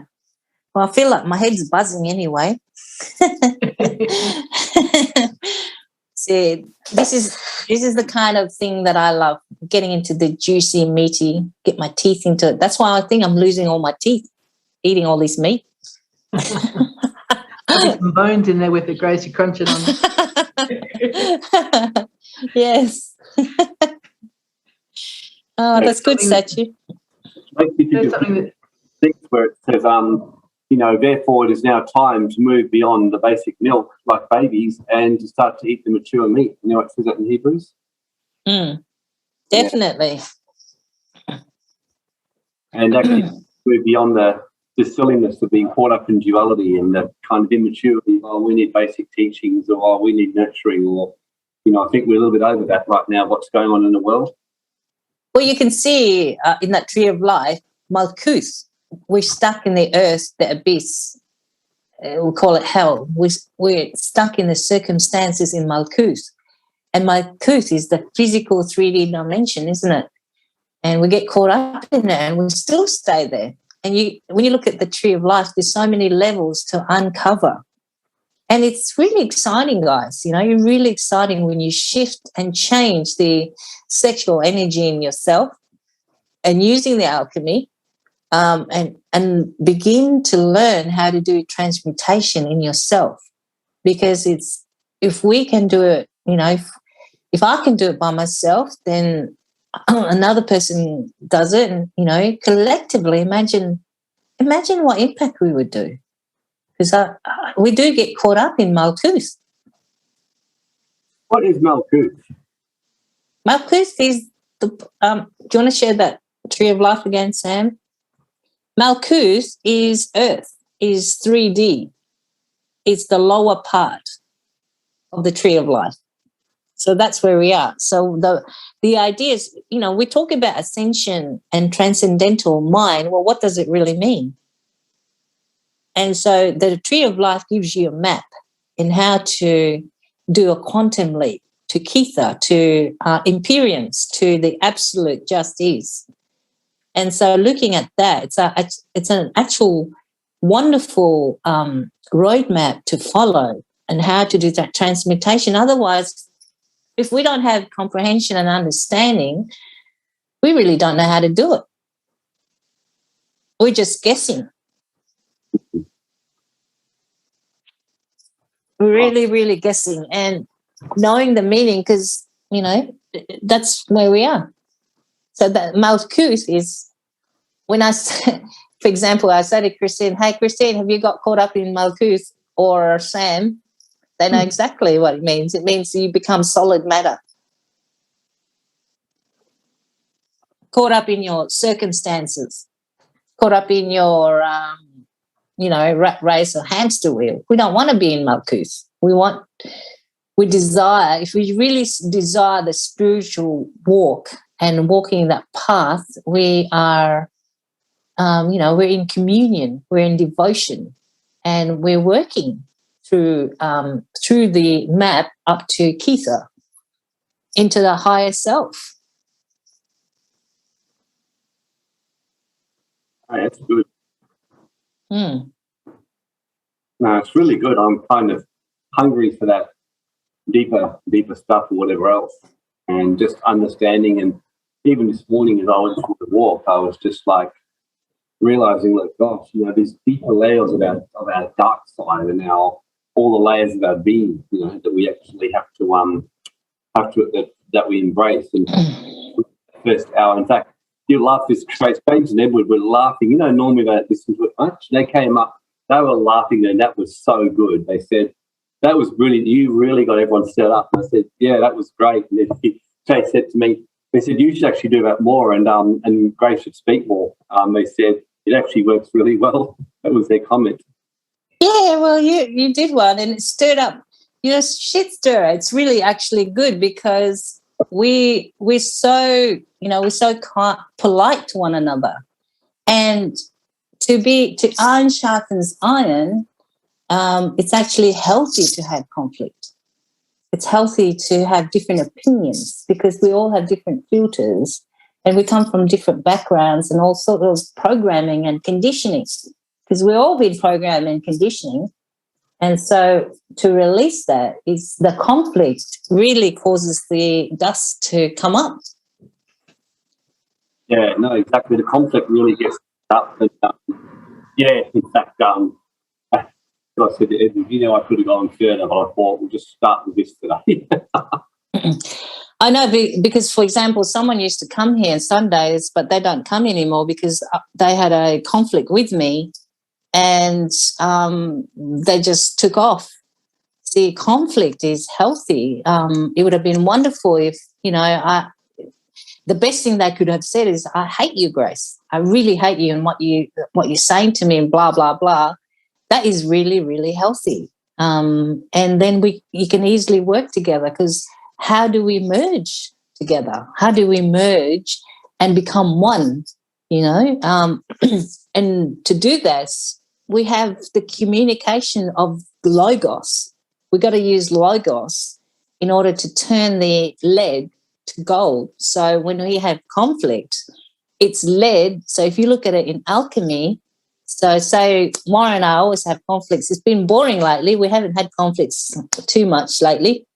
So, but when we have conflicts, he and I turn that lead to gold together.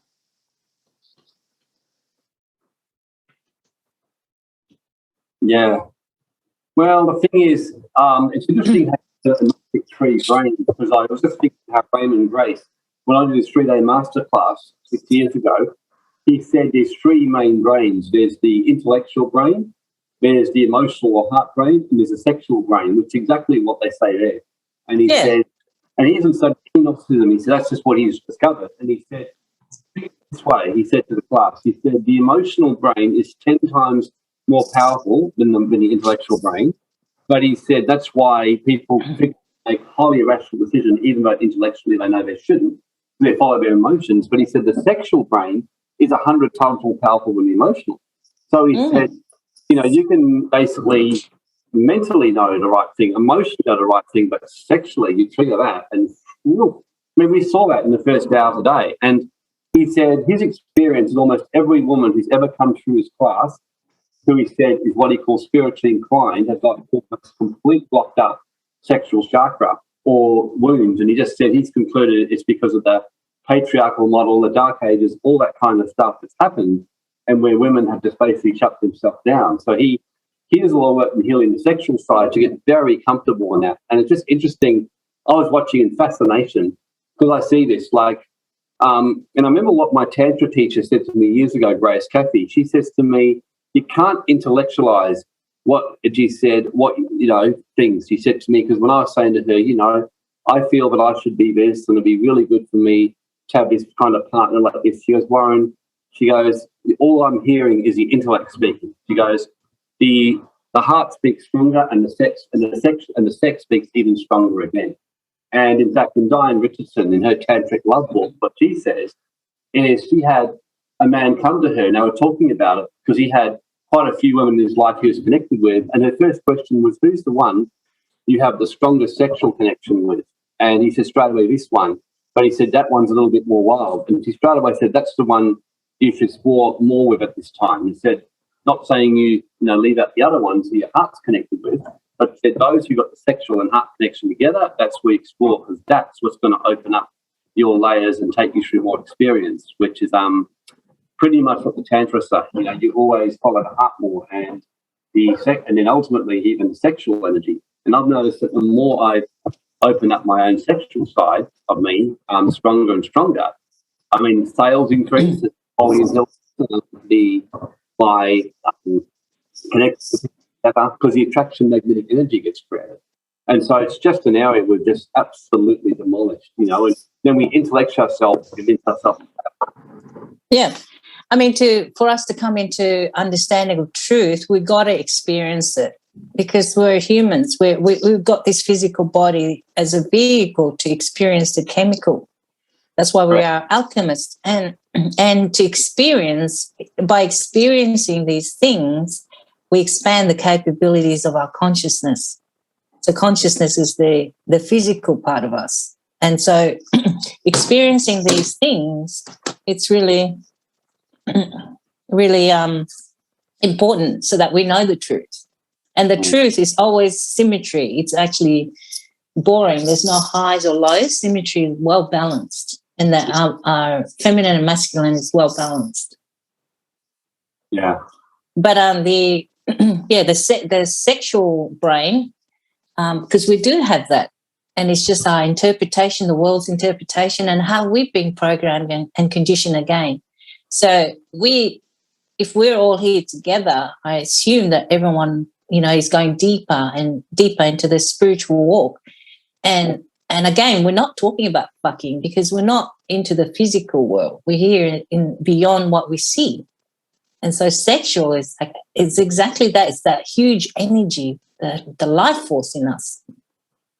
Well, that's the thing, isn't it? I mean, you can, for some people, as Raymond said, duality is expressed it's expressed, and you see someone completely sexually sucked down sun and say, oh, I'm opening up my sexuality, and they're just fucking around, like, to the point where they're more doing it out of a sense of shame. Whereas the first sexual in Tantra, I remember when I first learned Tantra, and it was quite fun. I remember when I first went there, I was thinking, great, I was doing it to deal with a deep, shame issue. I was having intimacy in that, which I felt like I was experiencing at the time. And but I was kind of excited, thinking, wow, this is going to get, I'm going to become like a sexual, God, so to speak. And I was very disappointed when the first thing I was told was, Tantra is mainly about the heart, about opening up the energy and the sexual energy. The physical is a secondary nature. And at first I was like, oh, great. But as I learned that more and learned to become comfortable with that, weirdly enough, I found that my physical sexual experience has improved anyway. But once I realised it was a secondary thing to the energetics. It's good. Well, there you go. So thanks, guys, for listening. Yes.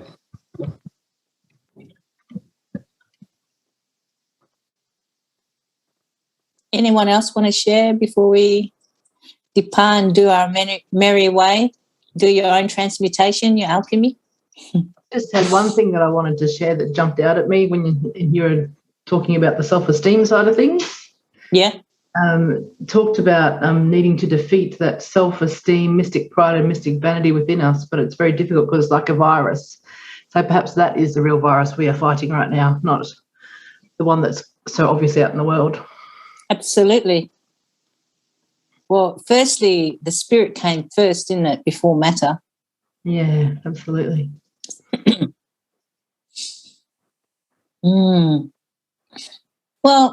awesome. I'm done. Thank you, guys. Thank you, everyone. I'll see you all next week and during the week for some of you. And so who here is coming to the Jesus course that we're doing, the badass? Anyone? Or Suzanne? Yeah, I know quite a few, Vic. Awesome. So I'll put the link in again later on. But yeah, I'm looking forward to that one. So that'll be happening sometime later next week. So I shall see you all next week and during the week.